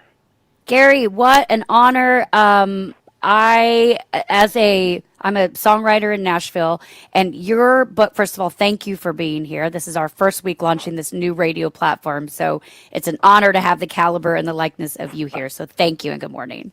Oh, it's my pleasure, believe me. Okay, so here's the thing, Gary. This is what I consider myself more of a child of the 90s, even though I was alive in the 80s, that music. So I'm excited to have you back in July and deep dive into the follow-up book, so to speak. But here's the deal that's one of the things that's so great about what you do. I hate lists. I hate when we're having a topic and people call in and just list things. I'm like, I need the why behind things. I want the depth and the why. Your book, as Jim said, it's more than a list. It's a deep dive into the albums that shaped the decade, and you really give the why behind their impact. So I want to start here because to me, as we talked about, we've been talking about you all morning, as we talked about with the 80s, to me, I thought initially, I'm like, it's two things. It's either rock fingers or pop head bops. But then we realized this morning, it's really 4 categories. It's also the synth bands, and then it's also the independent popping into this as well, which shapes the way to the 90s. So how do you, with such a genre blending time, how do you decide what albums really define it when it's not one sound? It's the basis for so many sounds, if that makes sense. Yeah, it's a lot of coin flips and bribes. Yeah, I figured. I assumed. I will tell you too. Bouncing off of what you just said, I hate lists too. When we get to the end of the year and it's okay, you got to do your 10 best albums or whatever. I just roll my eyes and go to it. But this is something.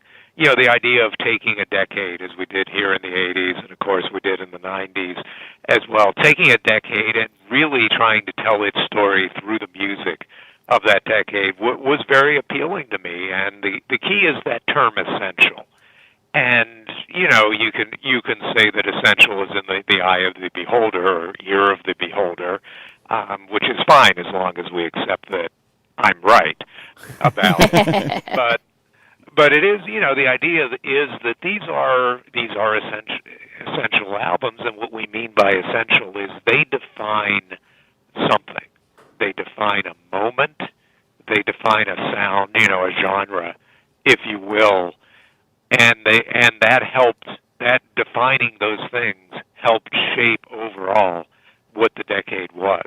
And it's not nearly as academic as that, by the way, when we get into making the choices, but that really is what it boils down to. I'll tell you this, by the way, and one of the fun things about the book is because I really am obsessed with music of a whole bunch of different genres, and the 80s, of course, percolates in my brain because it's when I grew up. I was telling Lindsay the story about arriving in Athens, Georgia, to go to college at the University of Georgia in 87 and the impact that music scene had on my life.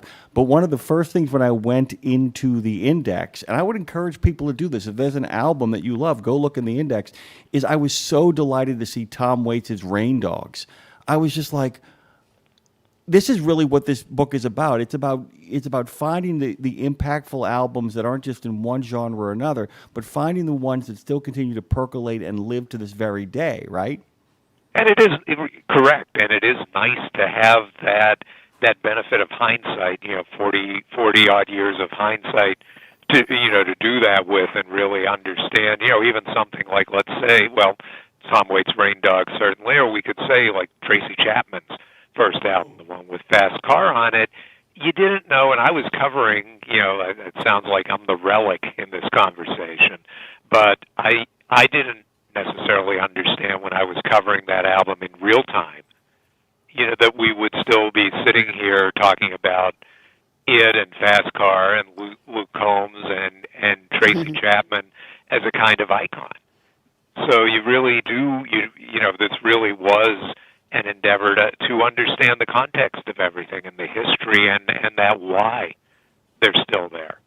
Certainly, I was going to say, if you were in college in Athens in the 80s, man, what a place to be. Oh, my God. We went, by the way, I'll make you laugh, both of you laugh. We went to a little place called the Rockfish Palace one night, and a friend of mine, Jennifer, said, there's this female duo I want you to check out. Well, you know where I'm going with that. And I went, where did these human beings come from? And, of course, it was the Indigo Girls.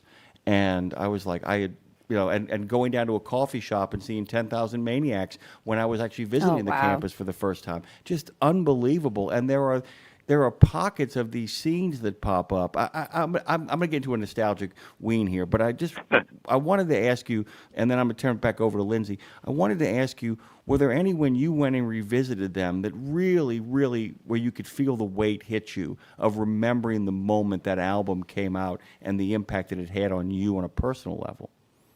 There were quite a few. I mean, I just remembering, again, covering in real time, but when Born in the USA came out and when Purple Rain came out, even when Dirty Mind, the Prince's third album, the first one that really had impact, came out, and remembering listening to that and saying, this is something different. Is the world going to get it? And then by the time we got to Purple Rain, okay, yeah, everybody's getting it. But even things like Murmur, the first REM album, Beat Happening, which is a great independent, kind of underground band that really set a template for so much that came after it. For myself, some of the other older contributors, a real trip down memory lane, and then with our younger contributors, there was the old man beating them over the head with, eat your peas and carrots. This is good for you, kind of music. This is good for you. So, Gary, there's, you mentioned the word icon earlier, and there's so many icons that come out of it. But I'm curious your take on, so I watched the BET Awards the other night, and Snoop Dogg in his acceptance speech, speaking of icons, was just saying, icon is about legacy. It's about what you leave behind, how you made people feel, that kind of thing. And so Tiffany, speaking of 80s, Tiffany is oddly a good friend of mine, and we've done some duets together, which is funny for me because I, grew up singing in my hairbrush to her and now sing with her. But I'm, she launched the 80s mall tour, of course. I think we're alone now was maybe in 87. But how do you see that kind of place in the teen pop movement? Because Tiffany and Debbie Gibson, they certainly opened the door for the next generation, the Britney Spears and Christina Aguilera's of the world. But how do you, from that kind of icon, how do you, some of these 80s bands that I'll say are still making music today but can't get out of the 80s? How do icons from the 80s, can you ever evolve if you're that attached to the 80s? Or are you always going to be a child of the 80s when you really made your mark in that time? Does that make sense? It makes total sense, and it really goes back to what I said before about the eye and the ear of the beholder. It's not Duran Duran's problem, and it's not Simple Minds' problem. It's your problem and my problem, and anybody out there who thinks of Duran Duran, Simple Minds only as bands of the 80s and doesn't bother to look and say, you know what, they're still making good music, potent music. They're still there, and they're still making it, and they have evolved as a band. But when I say that's our problem or the audience's problem, I'm forgiving of that too. In that, that's when we found them, that's when we loved them, that's when their biggest hits were, and that's what the audience is most interested in. Yeah, not everybody. Go ahead.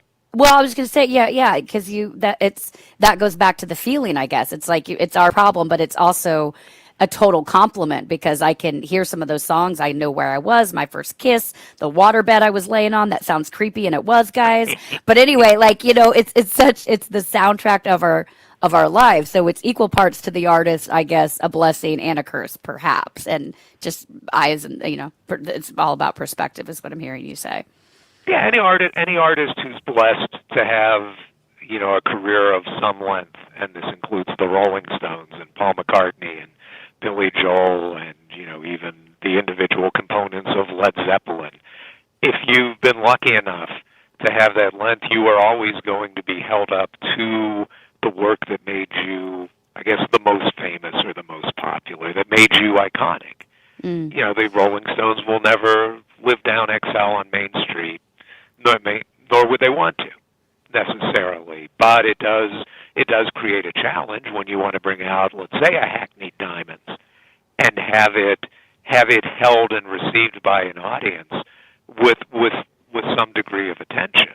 Or Duran Duran, when they put out their next album, it's not going to be Rio, So it's a conundrum for them. I think a lot of them are laughing all the way to the bank about it. Exactly. They're still playing the full venues, and they're still being written about. There's still a lot of attention being paid. Look, just this past week, the Doobie Brothers put out a new album. Now nobody's going to think of that in terms of Toulouse Street or The Captain and Me, or even Minute by Minute. But there they are on CBS Sunday Morning.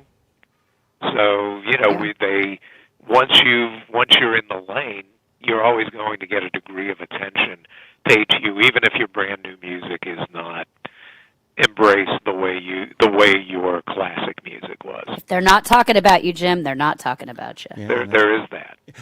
The other interesting thing too is about what's not there, and I'm not calling into question what's not there that you couldn't list. You can do it. You can do it. I'm not doing that though, but you're going to actually like this. I'll give you a great example. A few people chimed in on our chat this morning because we had a whole bunch of people. We've been talking about this all morning on the show, even during the trucking segments. And some people were like, oh, Bat Out of Hell. And some people were like, Joe Jackson's first release. And somebody said The Wall. And I'm like, no. It's like that stuff is late 70s. And so what a lot of people don't understand is like an album like The Wall, which is released in November of 1979. As a kid, I remember in the 80s, the early 80s, listening to, Another Brick in the Wall over and over again. It got played everywhere. But it's helping people understand we're talking about the ignition switch of the song. There are songs because of classic rock and all of that dominate the 80s. I mean, Steve Miller gets a second life because of College Kids in the 80s, but he's not releasing those albums then. And that's a really kind of important distinction point about what the project is here. You're talking about the album, kids getting in line at the Metronome in New Orleans, or, Apple Records, or, any of the Peaches Records, all of those places, people getting in line to buy records that are pressed in this decade, right? Correct. Yeah, we went by release date. Another one a lot of people ask about is London Calling by The Clash. That was another late 1979 release, but guess what, kids? It's late 1979. So we are tied to that release date, not when it had the greatest impact. And when you get to some of these records from 1989, Quincy Jones Back on the Block is the one that comes to mind most immediately, or the first Indigo Girls album, since you mentioned them earlier. Don Henley, The End of the Innocents. People think about those as 90s albums, but were actually released in 1989. So yeah, we stuck to release date. Like I said, it makes for really interesting reading because of that. Because a friend of mine once told me that the '60s are actually 1967 to 1974, and the idea of what that experience feels like. But this is where the '80s really get started.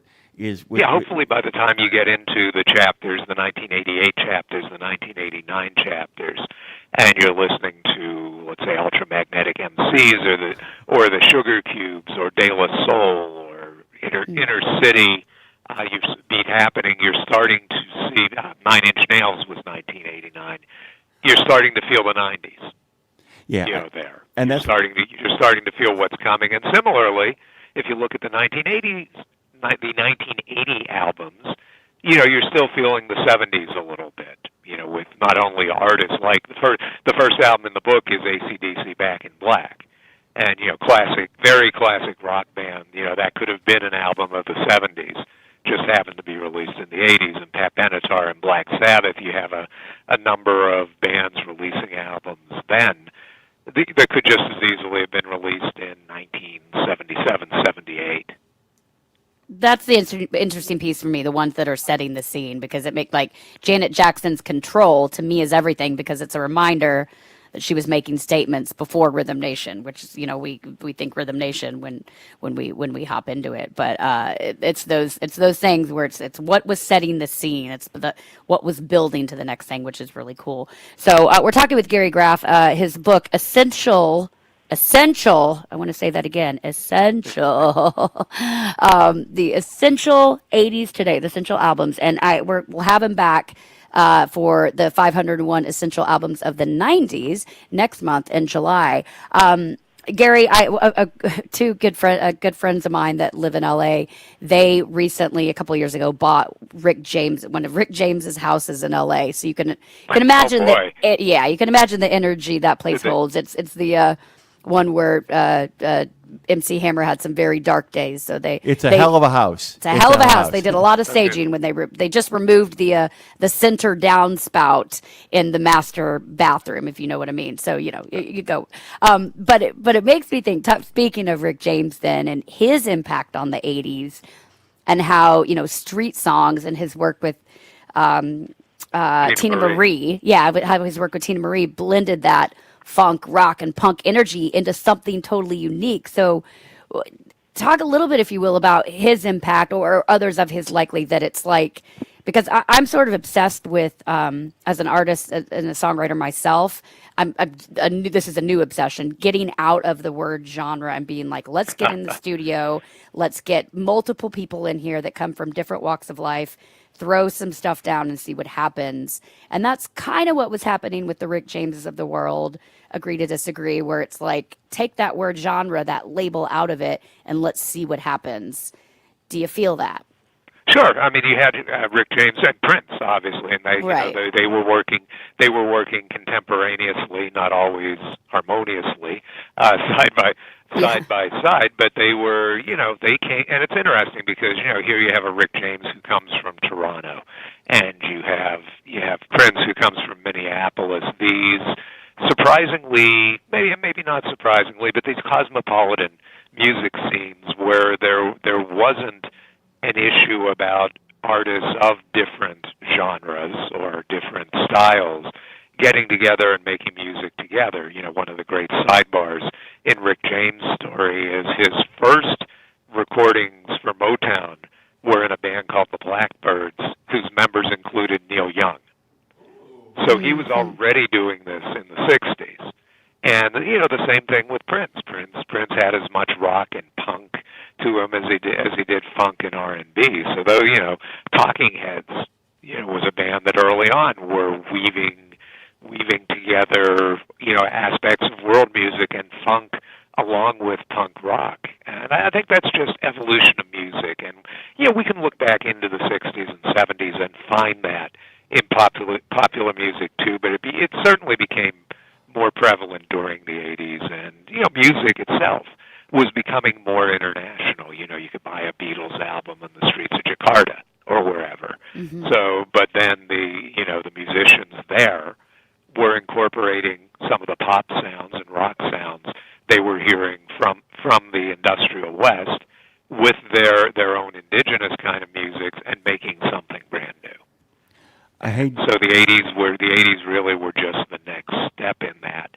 And the fact that we had so much media that was exposing music around the world. I mean, you know, we always talk about MTV as a game changer, and I don't think it's always understood how much of a game changer it was just in making us all think about music as music.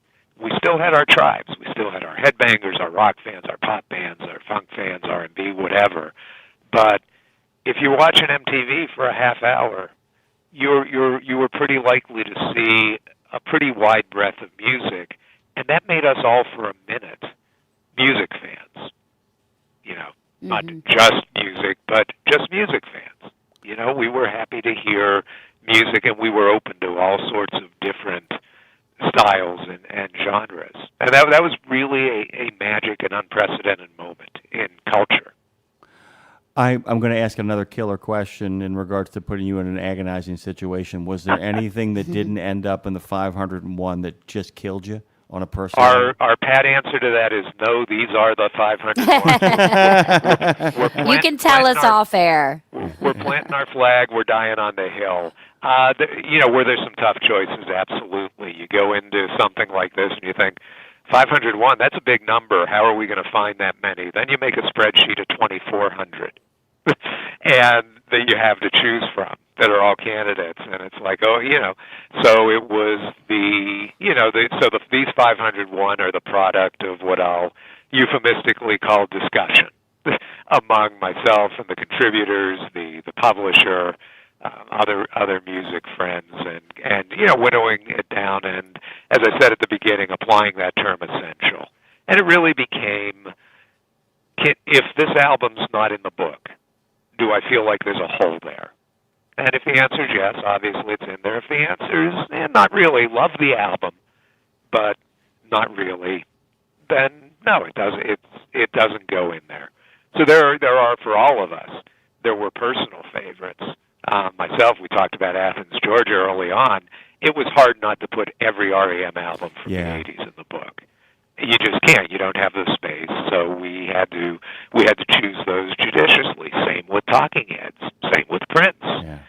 We were lucky Bruce Springsteen only put out 4 albums in the 80s, so it was kind of easy to get those in. But you know, Hall & Oates, all their big albums. There were a lot of, like I say, euphemistically, discussions about what should and shouldn't be in the book. Well, I kept thinking about that, too, because I was telling Lindsay before you came on that Life's Rich Pageant is one of my favorite albums of all time, and there it not is. But that being said, I'm not cutting Document or Fables of the Reconstruction. I'm not making that call. That's not a call I want to make. You know, that's funny. I was going to say, it's funny. Life's Rich Pageant is one I get called on quite a bit, you know, when I'm talking to people about the book. And just to give you a sense of the thought process, you know, when you looked at the, I guess, development of the band and the impact of particular albums, great album.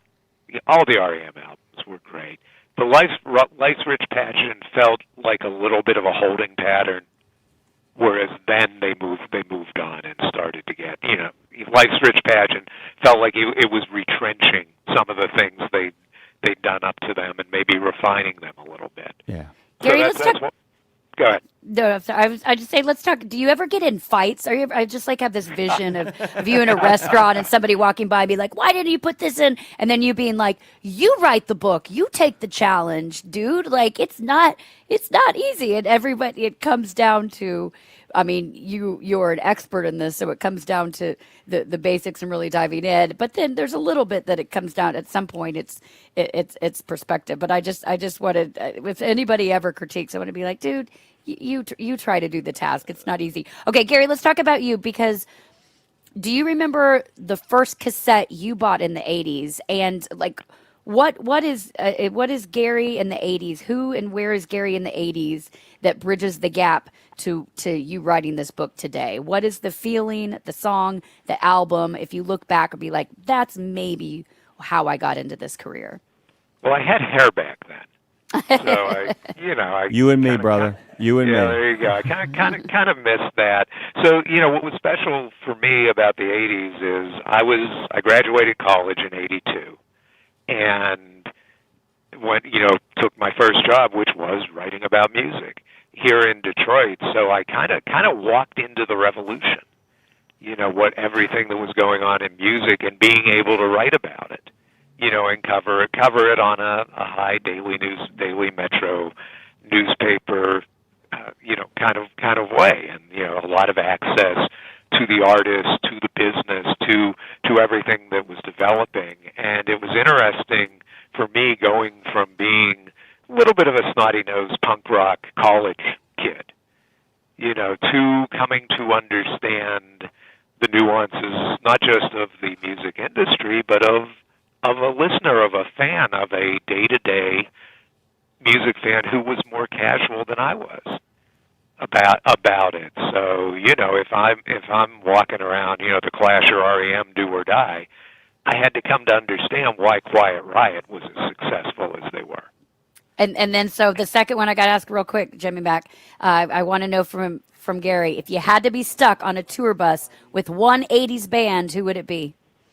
Boy, there are enough of them that I was stuck, and Right, I don't remember, which means it was a great time. It had to have been a great time. I mean, just I think the REM ride would have been fun to take on their tour bus, because the arc of their ascent and their creative development over the course of the 80s would have been something to be a fly on the wall. To watch that creativity, to watch that audience build, I think really would have been special. Do you want to hear a really great story about REM really quickly, having been at Absolutely. the University of Georgia? I was actually an art major there when I first got there, and Jim Herbert, who was the head of painting, was also their director of all their first videos. They walked into the art department as a group, with Herbert waiting in the lobby with an 8mm camera in his hand to go out in the back and shoot one of the videos that they would eventually release on MTV. That's great. I mean, and that kind of stuff was happening down there. The number of bands, the number of buskers, the number of people, they would just show up under the name of Wheel of Cheese at the 40 Watt Club and play secret concerts there. That was the energy around all of that. So I think you're right. There was something really groovy going on there. Really cool.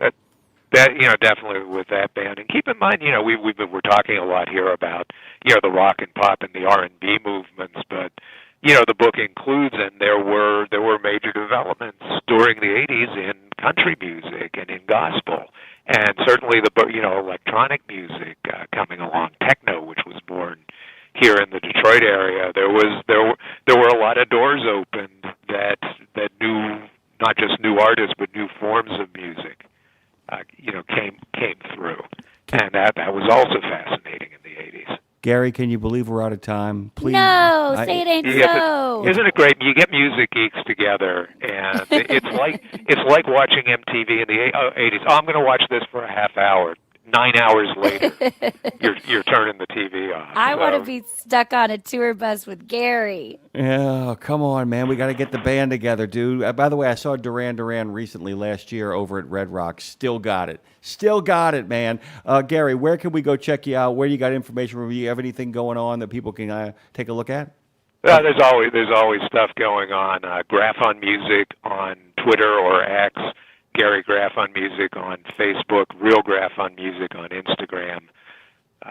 Those are the best places where I usually post most everything. It's the Graff. And most importantly, 501 essential albums of the 80s. That's the key right there. We're going to post all of that stuff on all of our socials as well. Gary, please come back. Oh, wait, you are coming back to talk about the 90s in just a little bit. Thank you so much, my friend. All right, you guys have a great day. You too. Bye-bye. Hashtag RGR. Road Gang Radio continues after this break. We'll be right back after these messages. The reign of terror has ended. The Rikk reign will be here. We'll be right back. Love you, Lindsay. Love you, Mina.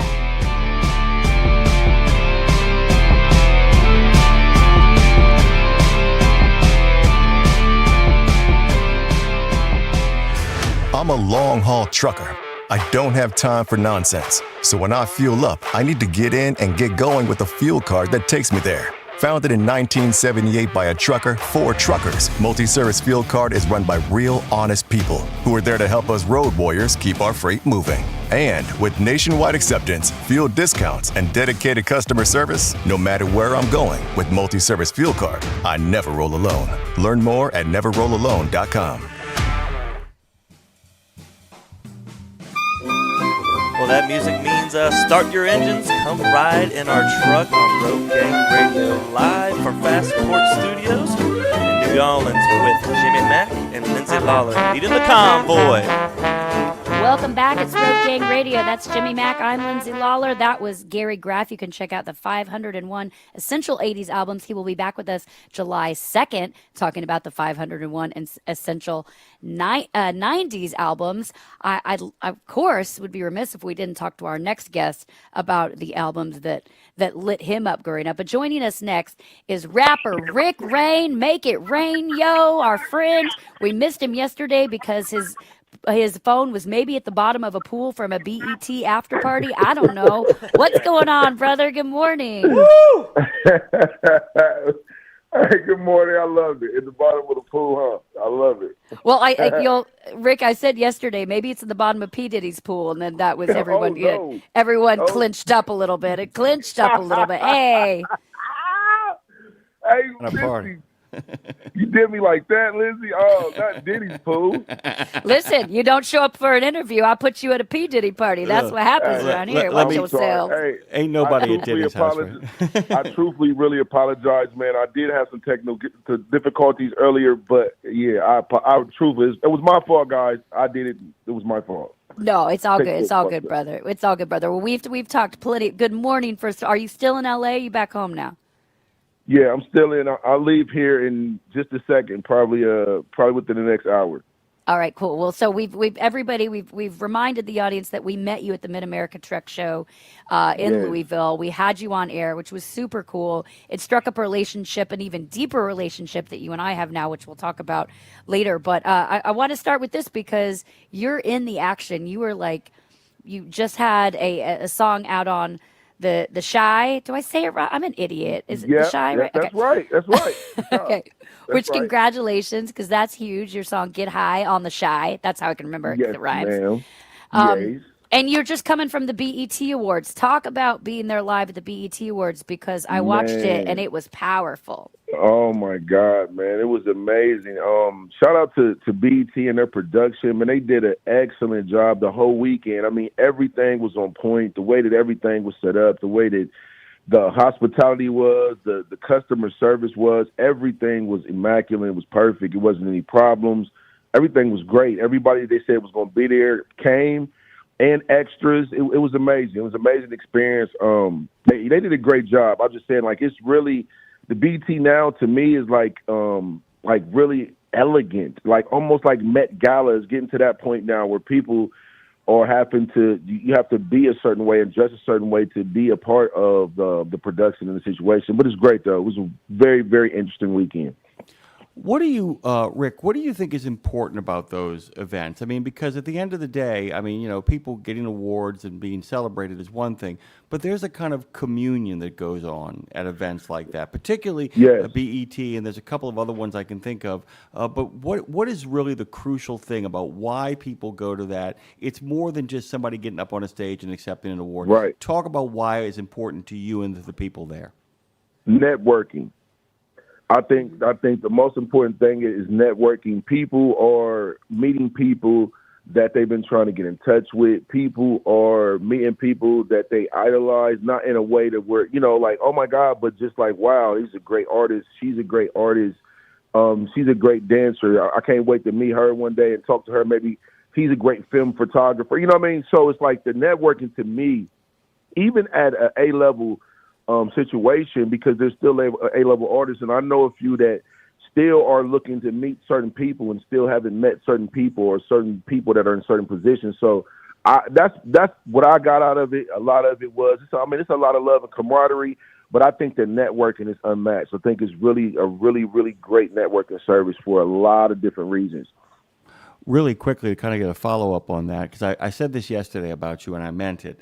When you were at the Mid-America Trucking Show, when we were over both at the Airbnb and then on the floor of the convention itself, the conference, the gathering of folks, it's so important what you do is that you really focus in on other human beings. You really kind of make sure that the person in front of you is the one you're talking to. And is that an important thing when you're marketing and networking, to remember that everybody is somebody? Because I think a lot of people make that mistake. And can you kind of talk about what your technique is to make sure, no matter who the person is you're talking to them? Absolutely. Number one, I don't never, whether it's a supporter or me not even knowing who I'm speaking with, I just want to make sure that I always give everybody the same amount of respect. You know what I mean? I shake their hand firmly. I look them in their eyes when they talk, and I want them to know that I'm interested and I am paying attention to what they're saying, no matter who it is. Because sometimes you never know. And it happened this weekend to me several times where just by chance be standing in line to get something to drink or in front of the stage, and people, I met a very, very, very critical PR team, and just by saying hi, hey, how you doing? And they were looking at me like, how you doing? And then next thing you know, I was like, what do you do? And I was like, hey, you watch The Chi? And it just went on from there. And it was engagement. And I think the number one thing is to let people know, no matter who it is, that their conversation is important and that you want to pay attention to what they're saying, and vice versa. Well, I mean, it's like this network. It's the original social media. Actually being in person and actually meeting somebody, actually meeting them and networking. Okay, so Rikk, it's interesting here. So your new project coming out, produced by Kopi, who's a badass producer. I mean, fire. And got to meet in person and work with, so I'm very excited about that. But the new project is called, and Jim, you're going to know exactly what this album's about when I tell you that it's called The Dispensary, and the first single is called Get High. So we're pretty on the nose there. But it's funny, Tara the turtle here around here, she asked me, because she knows that you and I are doing a collab, and she was like, "Are you on the Dispensary project?" I'm like, "Oh, no, girl. I mean, that project's rad, but it's very, that's like so you, and then we pull you out of that project and we drop in a collab like that you and I are doing." So I want to pivot and talk about collaborations here. Obviously, This is near and dear to my heart, and near and dear because you and I are, when I met you at Matt's, I said, "Hey dude, I really I've wanted to forever do a country rap collab that's like Patsy Cline meets Bone Thugs and Harmony." And you were like, absolutely. "I know Busy Bone, let's go." And so what's cool here is I think that you and I are creating a new genre, which is my obsession. Yes. Talk a bit about, because, country and rap, they're lyric heavy. Both of them are lyric heavy. Both genres are really rooted in storytelling, authenticity, and struggle. Both of them are. Absolutely. But you and I, this is the first time we've done this kind of writing. How do you take what you do and sort of like be all that you can be, and also get out of the way so someone else can be all they could be, and see what we come up with? You hear me? Yeah, it's and honestly, it is a challenge because I'm so critical of myself now, especially trying to jump into a different genre in a sense. So it's kind of like, okay, Rikk, be yourself, but at the same time, like you were saying, it's like, okay, you got to let Lindsay kind of take the lead on this one, because if we're going to go more into this genre a little bit, as far as just constructing this song, it's new for me. I mean, I'm a rap artist, and I can write R&B, but country, just the feel of it is just newer to me actually doing it. So my approach on this one is just a little bit different, because I'm usually the one that takes the lead on my collaborations, in a sense. Like, usually it's a feature. If somebody features me, then of course it's their song. I'll just come in and do my part. But when I collab with somebody, I usually take the lead. But this time it's like, yes, it's a collaboration we put together, and my producer's involved, and you have people involved as well. But with it going kind of country-ish, I'm kind of like letting you take the lead. That's why when we was discussing, I was like, how about you start it if you didn't pay attention, and then let me come in, because I wanted you to kind of take the lead for it. So then that way it's easier for me to connect, because this is new to me. But I love it. I love a challenge. This is great. It feels great too. I love it. It's and a challenge. So far, you've done a great job. Honestly, it's great. It's magnificent. Well, I was just going to tell Jim, because it's called The Other Side. You heard it here first. It's called The Other Side. And it's Jim, it's basically, this is a duet. I am on the other side. I'm dead. I'm dead in this song. Spoiler alert. And singing back to Rikk to like comfort him, that because Rikk lost his dad a couple years ago, and that's kind of where the inspiration came. And so it's hard, but I think it's taking longer for us to figure it out, because when you know something is special, you want to give it that time and that care. And Jim, you know that, Jim, being a creator yourself, like, there's things that come together quickly, and which I think the collaboration on this came together quickly, but the product is going to take longer, Jim, and which will be interesting then to share. If you know that feeling, Jim, when you're like, this is special, I can't just throw this together. Well, and the other thing is, too, is I keep thinking about the idea that when you talked about the idea that word heavy, country music and rap both being so incredibly word heavy, and I keep thinking about, on a very comical level, the first time I ever heard the Gourd play Gin and Juice. And I thought it was funny because it was, a Snoop Dogg song played by a bunch of guys on, banjos and harp strings. And then I suddenly realized, wait a minute, this works for the people who are telling this story, meaning that the new voices that have replaced the old voices, it works essentially at the same sort of level. And the other kind of commonality is, whether it is from the hills of Appalachia or from some dusty road on some country road, or whether it's from the streets, there's a commonality too in regards to a struggle that goes on in this music. In all kind of great music that speaks to power, the idea of I've been bloodied, I've been beaten, life has been hard, I've come up someplace, but now I'm here. I started from the bottom, now I'm here. And that's a sentiment that works across the spectrum when it comes to speaking about the people who have to struggle to become a success. And so that may be at some level a sort of core of commonality. And then it's about figuring out, how do I take this style and find out where they match up as well. Have I made any sense, Rikk, or am I just talking out my tuchus? Nah, you made perfect sense. I understand exactly what you're saying. And honestly, I've been wanting to jump genres for a minute, you know what I'm saying? And I think with this right here is going to give me an opportunity to kind of get into more of the country style of music, because now I'm kind of studying it and then working with Lindsay, because she's a great artist. And the way that we're doing this is crazy. She might not have explained it to you, but we've been doing something that's different. It's almost like virtual, kind of, would you call it virtual writing, Lindsay? What would you call it?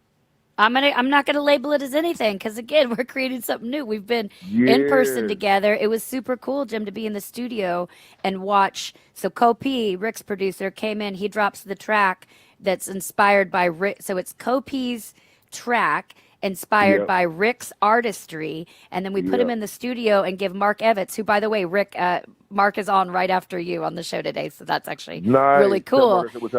Yeah, so watching Kopi and Rikk, Jimmy Mack, watching them watch Mark do what he does and put all these strings and fiddle and banjo on it, and watching them be like, ooh, what, fire, like watching it just gave me chills to see people be so respectful and excited and lit up by somebody else's artistry blending into your own. I mean, that's the stuff that I could talk about and be a part of all day long. So I don't know, Rikk, I'd like to say that we're doing something we're doing something different. Not to say Yeah, that we're it is. reinventing the wheel, but we're doing something different in Nah. the sense that we're not putting any parameters around it, you know? Yeah, absolutely. I agree. I agree a ton. I agree. I love it.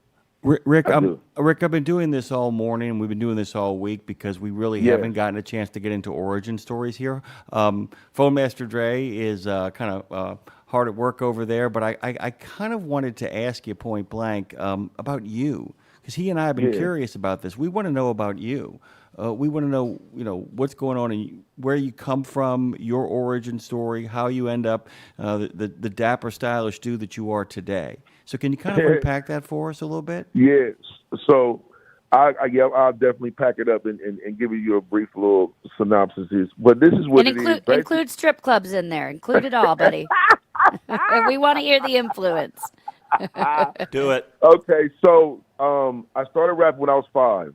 Okay, my uncle, I wrote my first rap song myself when I was 5 years old and did it and recorded it in the studio. My uncle, my mom's brother, was the person that got me influenced by music. And from that point on, I love music. I started rehearsing with a brush in the mirror at a very young age. I started reciting songs, and I loved the studio. So that's where the music portion came from. At the same time, my father, my stepdad, he had came into my life, and he was one of the top DJs in my city. I'm from Columbus, Ohio, by the way. Shout out. But he was one of the top DJs in our city. And I started going to work with him sometimes in the daytime, just while he did the daytime stuff, not at night, but he would take me in there, show me how to count bottles, and all kind of things that had things to do with the club life. And then that's where, when we were talking about with the strippers, that's where the strippers came from, because my father was Shout out. originally one of the the FU man is what they called him. And he was a really great guy, man, a really great guy. But he started the whole, not that we had strip clubs here, like gentlemen's clubs here, where they come out like, "Jeremy, bring in Barbie to the floor." We got them. You know what I'm saying? Welcome back to the main stage. But my dad did is he brought the entertainment portion of how things are done today. And this is honest to God truth in the 80s, in the early 90s, where he called the girls out one by one a certain way and let them perform a certain way and engage a certain way in the urban community. So that portion started here, which I got involved at a young age after I graduated and started helping promote. And I was helping him earlier, just pass out flyers, but after I got of age and my mom was like, okay, then I started to go out on the road with him and stuff like that. So that started building my character. I jumped right into, I'm going back and forth. So I'm doing music and this at the same time, at the same age. I bump into Busy Bone through my uncle, the same uncle that got me started.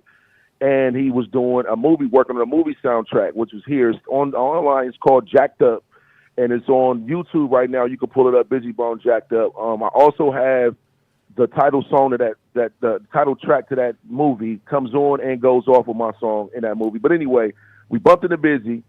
Me and him became really close, and we worked for like 6 months straight on a full project that never got released. The only song that got released on the soundtrack was my song. But none of the other songs ever got released. There was some things going on behind the scenes that was out of my control at that time. But I ended up building a great relationship with him. And then things just started escalating. I kept working. I went out of town. I had a couple offers on the table. I had a meeting with Def Jam. A lot of things going on. In enters Jelly Roll. I met Jelly in 2011. He was like floating around at that time, and his technique was, I'm gonna go to every city and find the hottest rapper in every city and do a song with them and do a show with them in their city and try to inspire their fans to come over and listen to my music, which was a great idea, and he did it. So when he got to Columbus, Ohio, at that time I was the hottest person in the city. He asked around, checked on Twitter, seen it, called me out to a video shoot downtown, and I came out there, met him for the first time. We came back to my crib, got in the studio. I had a studio at my crib. We did some music there, invited me, my DJ, and my security guard to Nashville, Tennessee the next day. He said, if you boys is about it, come on out here to Nashville. I'll take care of y'all. And we shot out to Nashville the next day. My girl wasn't the happiest about it, but They never are. They never are. Hey, that's what happened with that. We shot out there, and then, we became good friends. I did 3 or 4 different tours with Jelly.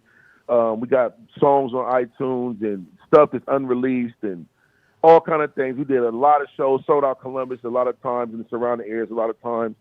So I went through a phase with that. And in between that, I mean, I've done a lot of stuff in the city, like Ohio Hip Hop Awards and radio. You know what I mean? I have radio spins and all that stuff. You know what I mean? And that just built up to the person I was. And at a younger age, that whole busy bone thing, it was bad business. And this is what made me the type of person I am as far as the business and on top of my business now, because I entrusted the person to take care of my business. And he did, but it was for his favor. So I didn't understand publishing and stuff like that. I was real young. I was just happy to be around Busy them. And it had nothing to do with Busy at all. This is totally, Busy was a great person. He put me in a position to help with the soundtrack, so it had nothing to do with him. It was business for a person that I trusted. And it just, the publishing and stuff that I didn't understand, it just kind of did me wrong. So that made me get on top of my game as far as business goes. And then from that point on, I always said I would always discuss my own business until it got to the point to where maybe if I did hire management, I still would have the last say-so because I have trust issues now. But that built that person. Welcome to the music business. It should be called the trust issues business. Absolutely. So now I opened a preschool in my hometown, one of the largest black-owned preschools in Ohio. Actually, it was, and it was great. I did that for 8 years. I paused on music for a while just because it was overwhelming. It got to feeling too much like business, not enough like pleasure. Like I was feeling it, and when I started feeling like that, when I started not liking music, I had to take a break from it because I actually love music. So I took a break from that, got into some other business ventures, sharpened my iron as far as business goes and setting up things, you know, LLCs and making all that stuff and legit and all that boom. And then, you know what I mean, that situation was with an ex of mine, which is my kid's mother, which was no shade toward her. That was her dream. I let her go on about that. I skipped over and then came back to the music side. So that's basically where I'm at right now. That's a quick little overflow of kind of, I mean, it's a lot to go with it, though, I mean, in between those gaps, but that's the main parts, and that kind of created the person I am. So now I'm just a friendly rap artist, shrewd businessman on the other side, though. I don't really, you know what I mean, as far as that go, I'm really hands-on when it comes to my business, but the rap artist, person-friendly side is a totally different person. Now, watch. Maybe that's the Jim and I, Emmy. No, that's the Jim and I. That's the Jim and Rikk Reighn. That's the Jim and Lindsay Lawler. Listen, Rikk, the other thing I wanted to ask you, because of the journey you've made into, you know, collaborating with Lindsay, but also being a part of, the road now. Since you've kind of made a journey into the world of trucking, how much more aware have you become of the presence of trucks around you? And I don't just mean like on the open road. I'm talking about when you go to things like the BET, when you work on live shows. How much more aware of you of the contribution of the men and women who actually are driving trucks in this country?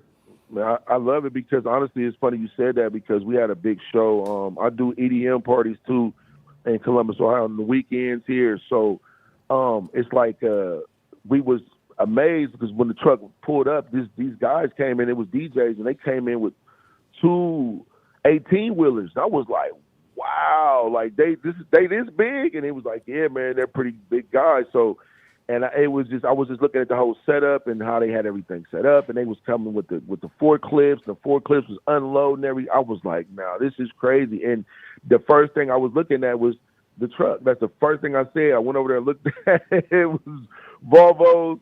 And I was just looking, you know what I mean, just amazed because now I absolutely look at things of that nature different. Like, I be paying attention to stuff. I done learned the lingo. I'll be talking to some of the truckers now and be throwing some words out there, and they be looking at me crazy. I'm like, yeah, you drive? I'm like, nah, I just know a bunch of truckers, that's all. And I'm like, okay. So, yeah, it's great, man, and I love it. I was just talking to Jacob, Hater May, just a couple of days ago, and me and him was just discussing a couple of things. And I was like, man, it's like, that world is family, man. It's so dope, and it's people that I've met there that are still reaching out to me personally. That's still reaching out to me. Like this one guy, Lindsay, he's talking about our tour already. He is serious. He called me with the owner on the damn phone. Like he was like, hey, this is Rikk Reighn, and our company wants to handle his tour. I'm like, hold on, buddy, hold on just a second. Like, I appreciate it. I said, sir, I appreciate it. I know he's very enthusiastic, but we're not at that point yet.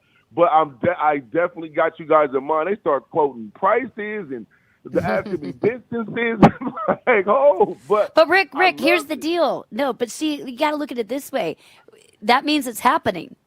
Like Yes. once you know, it's like now you Yes. can't escape it. It's like there's no excuse. You've got the means to pull it. You got the music. You got the artistry. And I mean that in a good way. It's like, yes, a little bit Yeah. cart before the horse or trailer before the tour, but it means it's happening. You know, you and I talk about visualization and you know how you even got in when you moved out to LA and just how you're being Yes. guided by the signs. I take that as one more sign. And the fact that we talked about this before you came on the air, you had the wherewithal to be like, we're going to a truck show.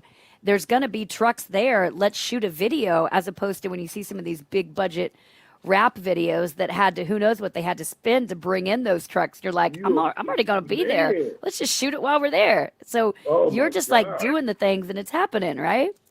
Yes, ma'am. It is. And speaking of that, in my truck video, I'm very particular about this, guys. I want everybody to love it. So I done seen a couple edits. It is magnificent. We're just doing the final little tweaks. So in my truck, we'll definitely be out here very, very, very, very soon. And we just want to make sure that we got everybody in there. Everybody that I mentioned, if it's their truck, if it's their face, is very particular and very strategic the way that this is done. So that's why it's taking just a little bit longer. So I just want to let everybody that it's not shelved.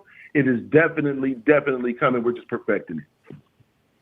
That's a big deal, isn't it? We've been kind of talking about that the entire time, is that there are things that have to get done and they have to get done quickly. There are other things that are only worth doing if they're worth doing right. And, you know, so much of what you guys are trying to pull off here, so much of what, you know, and the other thing is, too, often we only get one opportunity, so we better make sure that everything, including the engine is actually working the way it should. It's why people do such long pre-trips, right? I mean, you got some stuff you got to get right, right? And I don't want the trucker family mad at me like, hey, video sucked. No. Yeah, they know. They know. They will point out things. Trust me, they'll be like, that's not legit. They know. They'll call you out, and I mean that in a good way. All right, Rick, we've just got about 2 minutes left with you. So we had on a legendary music journalist earlier this morning, Gary Graff, and we were talking about essential albums from the 80s. We're going to have him back from essential albums from the 90s.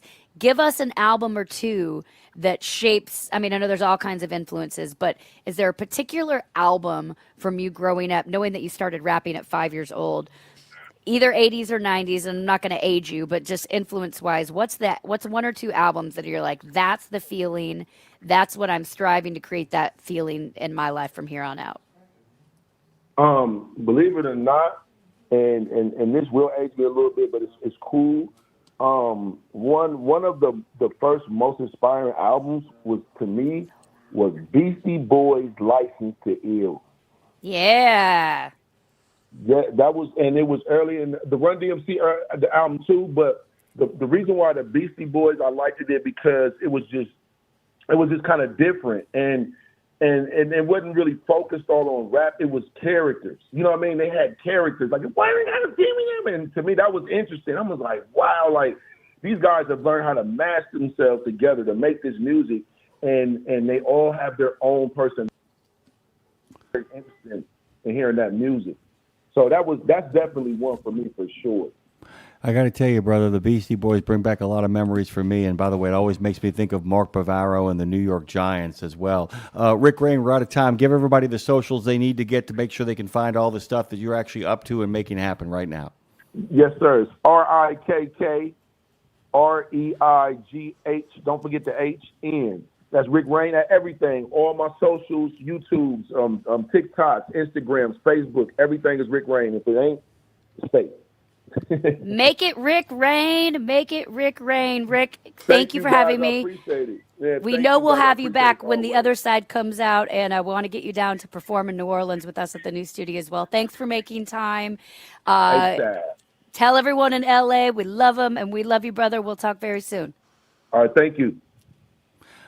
We'll be right back on the other side of this. It's hashtag RGR here on Road Gang Radio. Go to radionemo.com and subscribe. Go to YouTube and subscribe. Check us out on the Book of Face and everywhere that you get your music and your streaming. We'll be right back after these messages with Evitts in the house. You'll love it at Evitts. We'll be right back.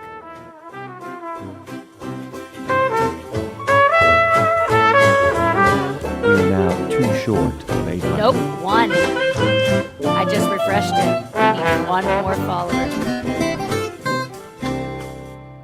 You know Sap Brothers will beat any competitor's advertised price on tires, so hold on to that fifth wheel, because when you buy 4 Salem S624 EFTs, the perfect line haul trailer tire, mounted at Sap Brothers, your price is an amazing $199.99, originally priced at $299.99, and prices are good through June 30, 2025 while supplies last. Save on 4 or more at Sap Brothers, and nobody's going to beat that price. Salem Tires, advanced compound technology for maximum mileage and rolling resistance without compromise. When you think tires, think Sap Brothers. Live hard, drive hard. Shady Rays has got you. If you want a pair of sunglasses that keeps up with your adventure on the road, Shady Rays has got you. If you want to keep your eyes on the journey ahead with a price point right for your lifestyle, Shady Rays has got you. Premium polarized sunglasses with a lost and broken protection program and 30-day risk-free returns and exchanges. Drop in that code Radio Nemo at ShadyRays.com and get a 35% discount and make sure you can see where the action is. They got you at ShadyRays.com. Did you know it's extremely easy to join the Wreaths Across America mission to remember our fallen heroes, while at the same time honoring those who are currently serving our country and their families? Plus, you're helping to teach our younger generation about the value of freedom. With just one $17 donation to Wreaths Across America, you're sponsoring a fresh Maine Balsam Remembrance Wreath. They've really become a symbol of America's respect for those who bravely served and are no longer with us. To sponsor your wreath, just visit wreathsacrossamerica.org. That's wreathsacrossamerica.org. You don't put a mechanic under your hood who doesn't know rigs, and you don't haul loads for a partner who doesn't understand freight. So why are you trusting your finances to folks who don't know trucking? If you want to run like a business, then ride with taxesfortruckers.com. You know the road, they know the books. It's a one-stop shop for financial pomp. They lift you up, take a look underneath, and get you rolling again with full-service accounting and tax services, all the while consulting with you. Call 888-TAX, the number 4, TRK, to stop overpaying taxes today. Taxesfortruckers.com. Well, this is Road Gang Radio, and you're riding shotgun once again with Jimmy Mack and Lindsay Lawler live from New Orleans. Good morning. Welcome back to the final half hour, the groovy final half hour, where we are one short of 800 subscribers.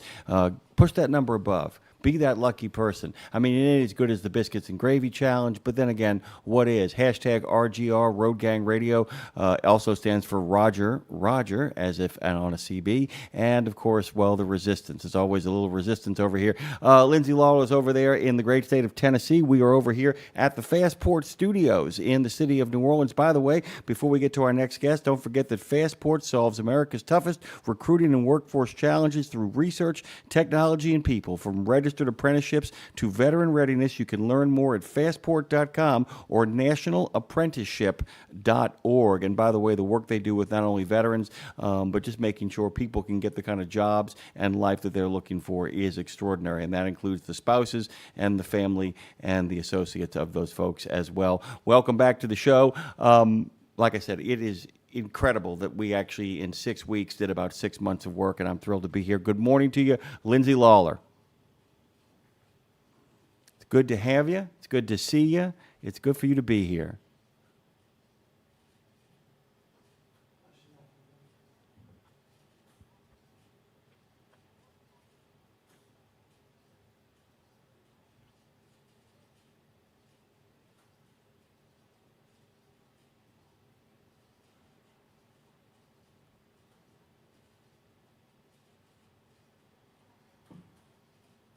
Also, we've all worked together, and that's Mark Evitts joining us next, who Mark has been on the show several times. He's a dear friend of mine. He's a friend of yours, Jimmy Mack, and I'll get into his bona fides in a second. But, you know, Jim, you and I talk a lot about, I'm a firm believer in we are only as good as our lowest common denominator.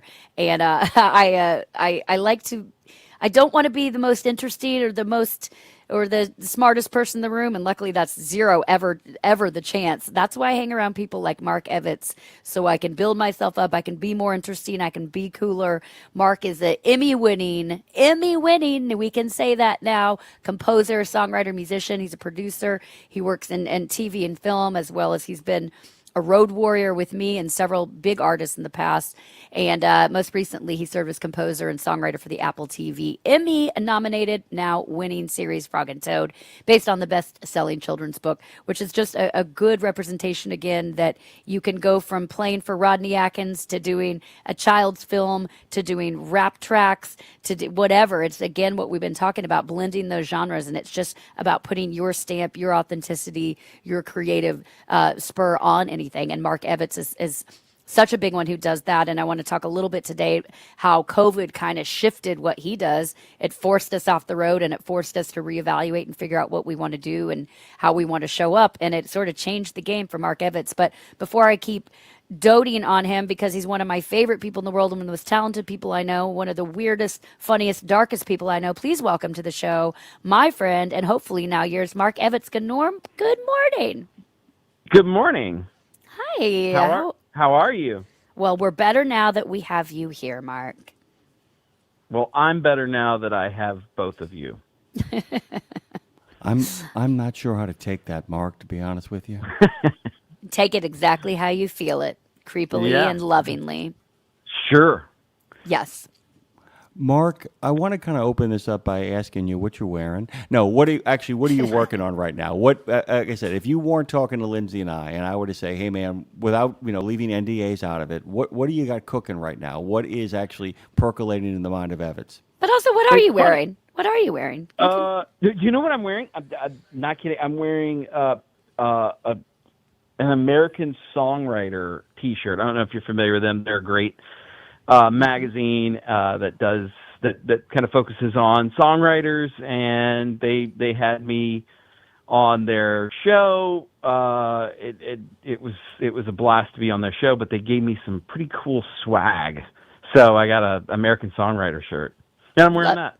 Love free stuff. Free stuff. Okay, so back to Jim's real question, not the creepy question.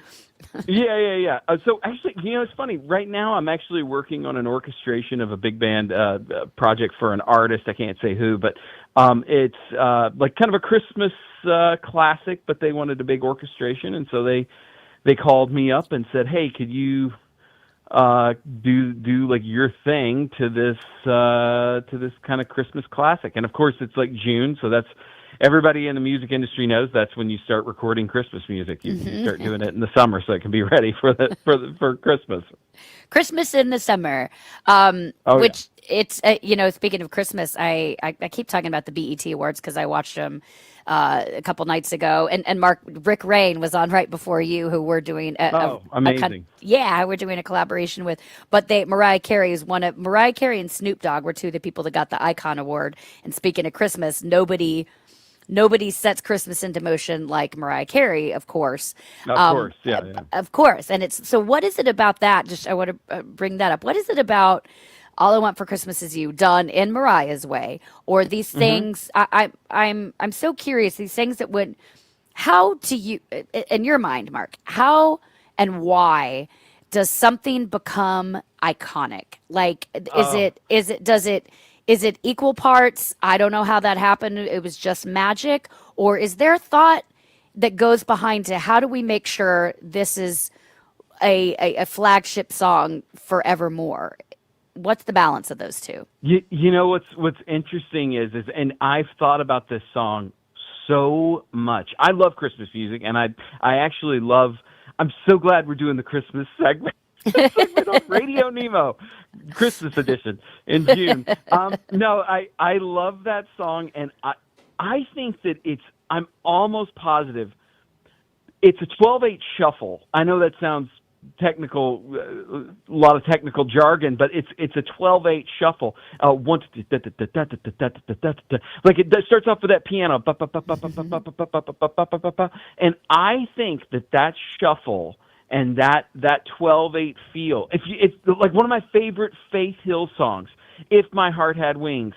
if it's the same thing. It's that 12/8 feel. And to me, no one ever uses that. It's so underused, and it's like literally one of my favorite feels of all time. And it has this sort of thing that puts it, because it's such an interesting, unique feel, it puts it in a category all of its own. Not a lot of people use it. And so when you hear that piano, obviously Mariah's vocal at the beginning, but when that piano kicks in, and it starts doing that, it's such a unique, interesting sound, which is what every producer, anybody that's making music, what do they want? They want something unique that's going to stand out. And to me, that's what makes that song stand out. Ooh, I love that. That just excited me. Mark, Mark, this is very connected to this. The idea that, when you work in the arts, and the idea of Christmas in July, Christmas in June, Christmas whenever, is that so much of what we do is about delivering stuff not today. I mean, nothing's worse than telling an artist, hey, I need a spot, so work your magic and I expect it tomorrow. And you're like, excuse me? The idea of you don't create an album in a night. You might create one song off the album in a night once you've kind of got your juices flowing. But for the most part, it's a lot of work to kind of get there, which means when you're planning for like a Halloween release, for a horror movie, when you're planning for, a Christmas album to come out, when you're planning to do a painting series about the spring, you have to live outside of time as an artist. You're consistently living outside of time, and yet so much of what we do artistically is rooted in the place and time to speak to a moment when it happens. Do you ever feel that disassociation, the idea that it's like, you're getting ready for your big summer, surfing album in the depths of December? I mean, when you're working on a Christmas piece right now, do you find yourself drifting towards Christmas and going, wait a minute, I got a pool party I have to go to at some point. I really want to go enjoy a hot dog in the sun. Mark loves a pool party. Mark loves being in his bathing suit. Just taking my clothes off in general in public is my favorite thing in the world. Obviously joking. No, that's a great question. I had a guy, he was a bit of a mentor for me. His name's Alex Garingas.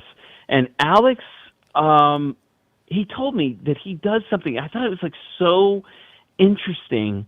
He's before he was a musician, he was an actor. He's a composer, writes music, and composer-producer, writes music, and he said, I get into character, and he goes, if I'm working on a hip-hop thing, I might wear a lot more like urban wear, street wear. And he literally has clothes for the genre he's going to be working in. He also changes the lighting in his room, and he does all these things to sort of get into the headspace of whatever he's working in. And so if he's working on something that's like a little bit darker, he may wear all black. I sort of do the same thing. I try to sort of get into that mindset, into that character, that feel, because all music, we're I mean, for me, like, the Beatles sort of won music. They won it, and I'm and same with like, there's these people that just like won already, and I'm gonna do my best if I can emulate them or come up with something that sort of sounds like somebody else, or so. That's like what I'm saying. It's like you these people that are iconic, that have already done this. It's like, how do I grab that unique thing? Well, what I do is I try to get into that mindset, that thing. And so I may play music ahead of time, or dress a certain way, or just get my head into that space, and then but use references in that. And then once I'm in there, then I can feel, I'm like, oh, here's 4 walls and a ceiling. This is what it looks like. I know what this looks like. What can I do? How can I bounce around this room? And how can I kind of create my own thing, knowing that the structure has already kind of been pre-built for me? Like the blueprints of all, we're not going to beat Bach You know what I mean? We're not going to beat the Beatles. Oh, we're coming for him. Blueprints have No, been- Mark, we're coming Yeah. for him. We're coming for him. I got my eye on Bach, dude. I got to tell you right now, I'm done with Yeah. it. It's time to take Yeah. a flag there. I get what you're saying though. You're not going to bring down Beethoven. You're not. Nobody is ever going to take on something like Ode to Joy and win that Right. fight. It ain't going to happen. But you can sort of use those as blueprints to do your own thing. That's not a problem. I mean that I think that we try to steal as much as beg, borrow, and steal from the greats as much as we can, and just try to do our own thing to it. And how does that look? But in order to get there, we do have to sort of recognize that the greats have already done this, and how do we get into that character? Well, and I think it becomes a melting pot, Mark, of what's inside of us. So it's like for instance, Rick Reighn, who was just on, you and me, which also have different musical backgrounds, and then Rick Reighn, very different, and then Kopi, his producer. The four of us got in a room together. So it's combining subconsciously everything that's embedded in all four of us, or whoever's in a room collaborating, whoever's in the room making the music or whatever piece of art. It's everything that we were influenced on, which to me is everything from Madonna to Guns N' Roses to Toby Keith, and to you it's whatever you have. It's that melting pot of what's inside us, plus the emotions and the experience that are inside of every person. And then when you throw that all together, that's where, which I talk about so much, I want to take the word genre out of it and just be like, let's see what comes out of it. Because to your point, I'm not going to beat the Beatles or Bach, but I can create something else that somebody else can't beat, right? I mean, we could come up with what's new. So talk a little bit about whether it's the time that the four of us were in the room together, or any other time you're collaborating, like specifically say to when you and Rick Reighn and Kopi and I were in the room. Watching them watch you do your thing was one of the most inspiring moments to me. I love that, to see equal appreciation for all that everyone brings to the table. And then when you were playing them going, oh, wow, fire, like they were freaking out. And it made me so happy. Do you get that feeling too when you feel like we're creating something different here? Yes, absolutely. And that is how you create stuff different. Everybody has different ears. Everybody's been raised with different music. I don't know what Rick Reighn was raised on, but my very first memory, the very first memory I have was my dad was a truck driver. I was in the sitting next to my dad in the cab of the truck. We're sitting right next to him, and Amarillo by Morning came on, and I fell asleep. It was like 4 a.m. because I decided to go take off school or do something and ride in a truck with my dad. And I fell asleep in my dad's lap listening to Amarillo by Morning. Now, what's that have to do with anything? So there's this obviously iconic fiddle solo at the beginning. I'm a fiddle player. It's that's all there. However, if we look at the harmonic structure of Amarillo by Morning, it goes D to F sharp minor. Now, what is that? That's a lot of jargon. I get it. But it's a 1 to a 3 minor chord. Now, a 3 minor chord is very, very unique and very different. I take that, because I love that change, that D to F sharp minor that George Strait does in that. I take that change, I put it in hip hop. I put it in different things because it's so cool.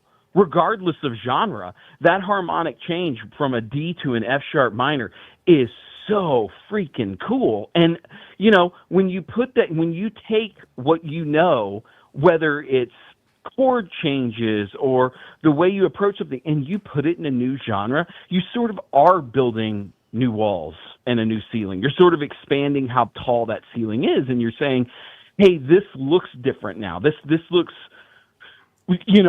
slightly, it just doesn't look like the norm of what we're used to seeing. And so when you know how to manipulate those kinds of things and throw in those things, it sort of does catch people's ear, and it sort of does say, whoa, what was that?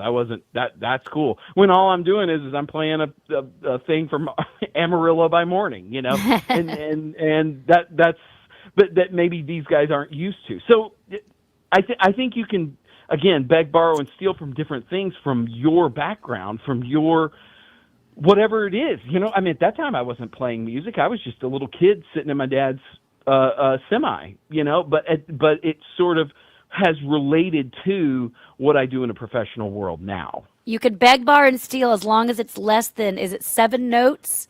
Is that what notes, yeah. 7 notes, because it's what is Alan Parsons' project? I am the eye in the sky, and then you've got it's 1:15 that Lady Antebellum did. You got that was one of the big ones. You got to be less than 7 notes. George Harrison the George Harrison I know it's it's the revisit on the George Harrison, because he actually lost his case, and then years later they came back and settled in his favor, where they were like, My Sweet Lord. They're like, they went back and showed that everybody had been using He's So Fine before even He's So Fine got written. It's Mark, I wanted to ask you something, because this actually relates directly to what like a lot of our listeners do for a living. And I noticed you did this. You what is it? You learn it to forget it, to know it. And I notice you talk about the idea of actually hearing the notes, where you stop listening in regards to the music and the moment and the moving of it and begin to hear it mechanically. But you are able to simultaneously do both, where you can be deeply moved and impressed by the music that's unfolding while at the same time doing a technical analysis. It's kind of like it's music literacy in many ways. Go ahead. Yeah, it's the same as like reading a great book, I mean, if you're reading a book, you obviously know how to read and you know how to do things, but if you get emotionally touched by the words on the page, it's not because you didn't know how to read. Like, I mean, obviously you know how to read, but you're kind of taking that all in at the same time. Yeah. Yeah, and like I said, I think about like passages from Hemingway where I'll realize, man, that is the most masterful use of a single sentence paragraph I've ever seen in my life, while at the same time being completely in the story that is being told at the moment. And I think about the guys behind the wheel who are able to kind of know exactly what's wrong with their truck or exactly what's right about their truck, while at the same time simply enjoying the music playing in the background.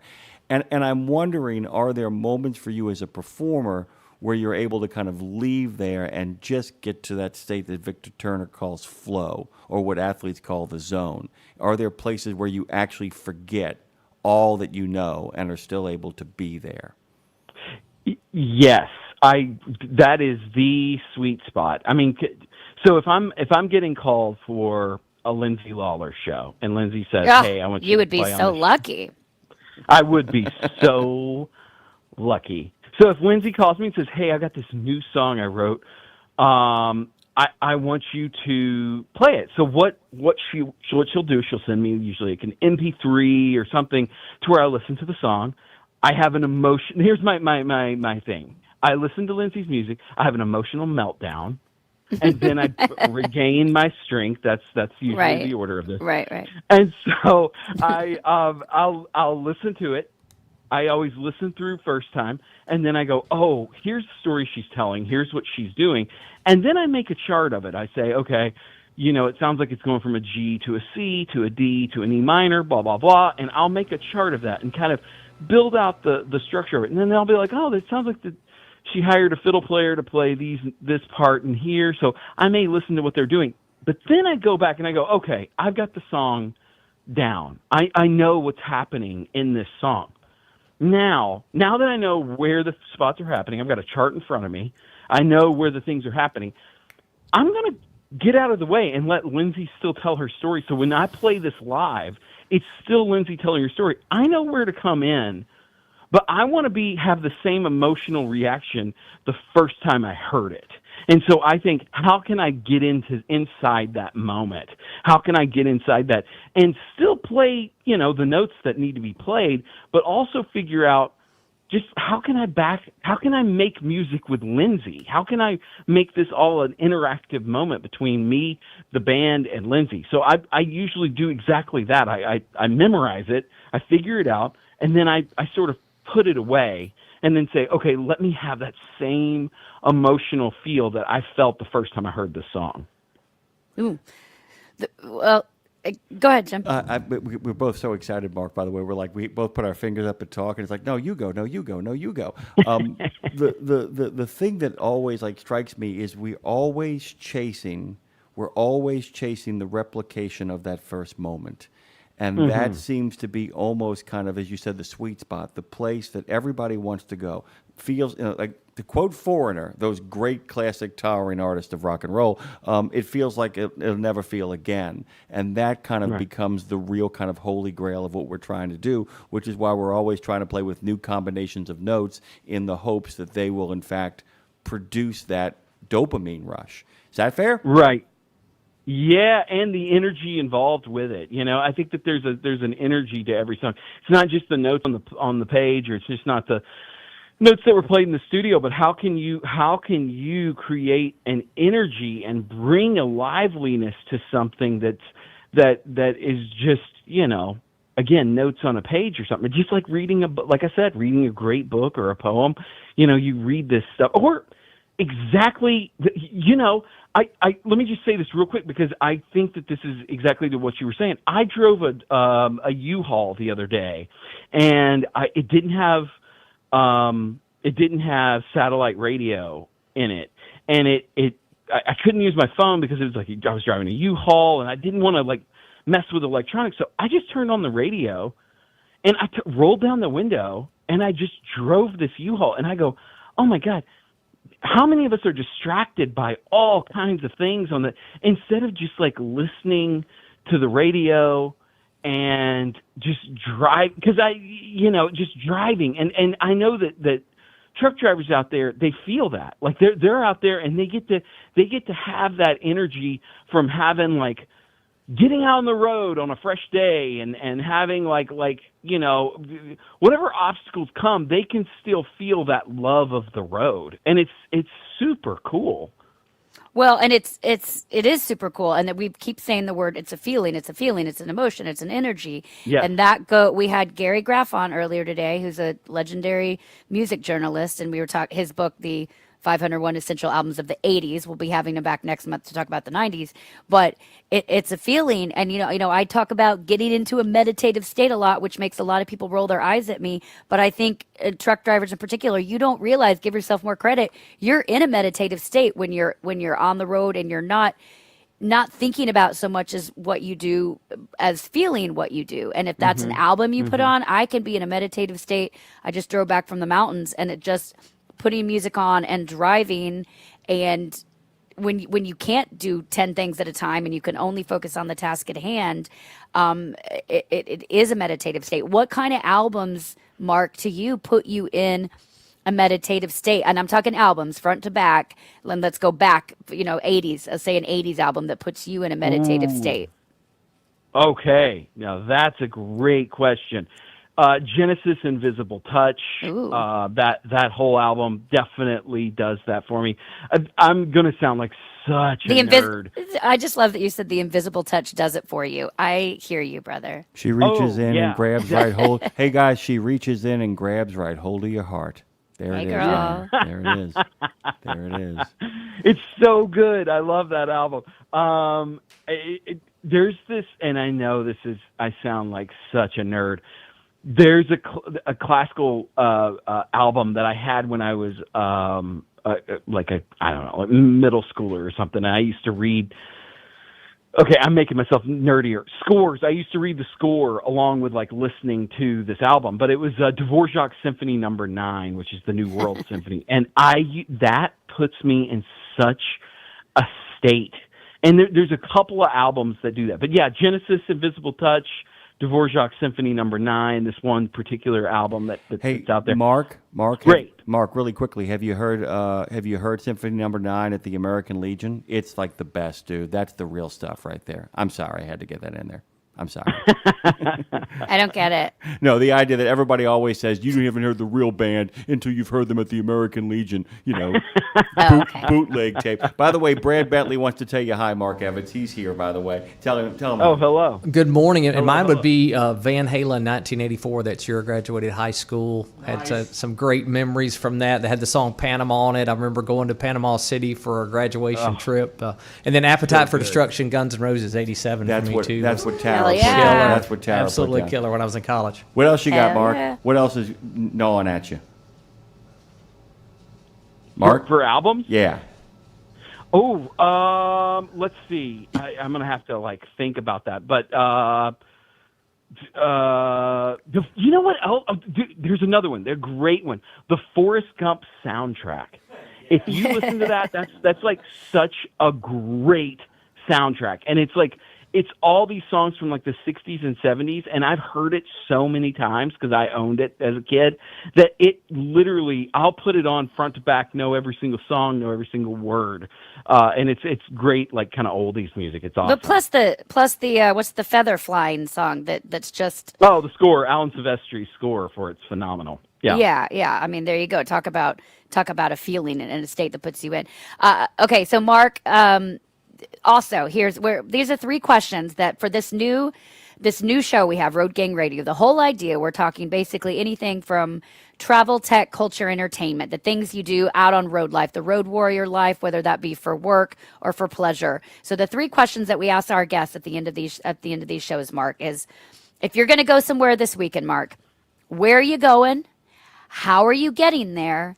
And what are you listening to along the way? So if you and Emily, you and the lovely love of your life are heading out on a little road trip, where are you going? How are you getting there? What are you listening to along the way?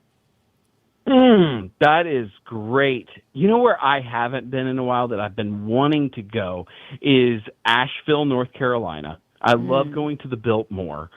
So I would say that, Asheville, Biltmore. How am I getting there? I'm driving and I'm taking I-40 to get there. Windows rolled down. Just enjoying that beautiful, beautiful scenery. What am I listening to? I think I'm going to listen to Radio Nemo the vast majority of the way there. Oh, fantastic. And by the way, what a great place to land this plane. Evitts, tell them where they can go to find out more about you really quick. You got about, 30 seconds, Trey? About 30 seconds. Go. Yeah, so my name's Mark Evitts, Markevitts. V is in victory. We're all victorious.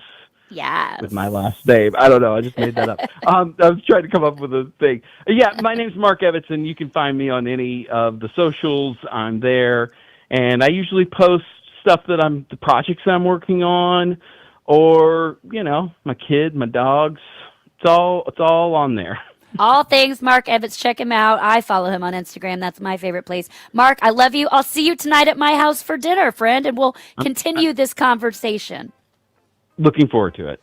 Love you, brother. Mark Evitts. Check him out. This has been another installment of Road Gang Radio. We'll be back here tomorrow. Jimmy Mack on air from 7 to 9 with Dre. I'll join him at 9 o'clock. Another fun day. Thank you guys for listening. Continue to subscribe on Radio Nemo at YouTube.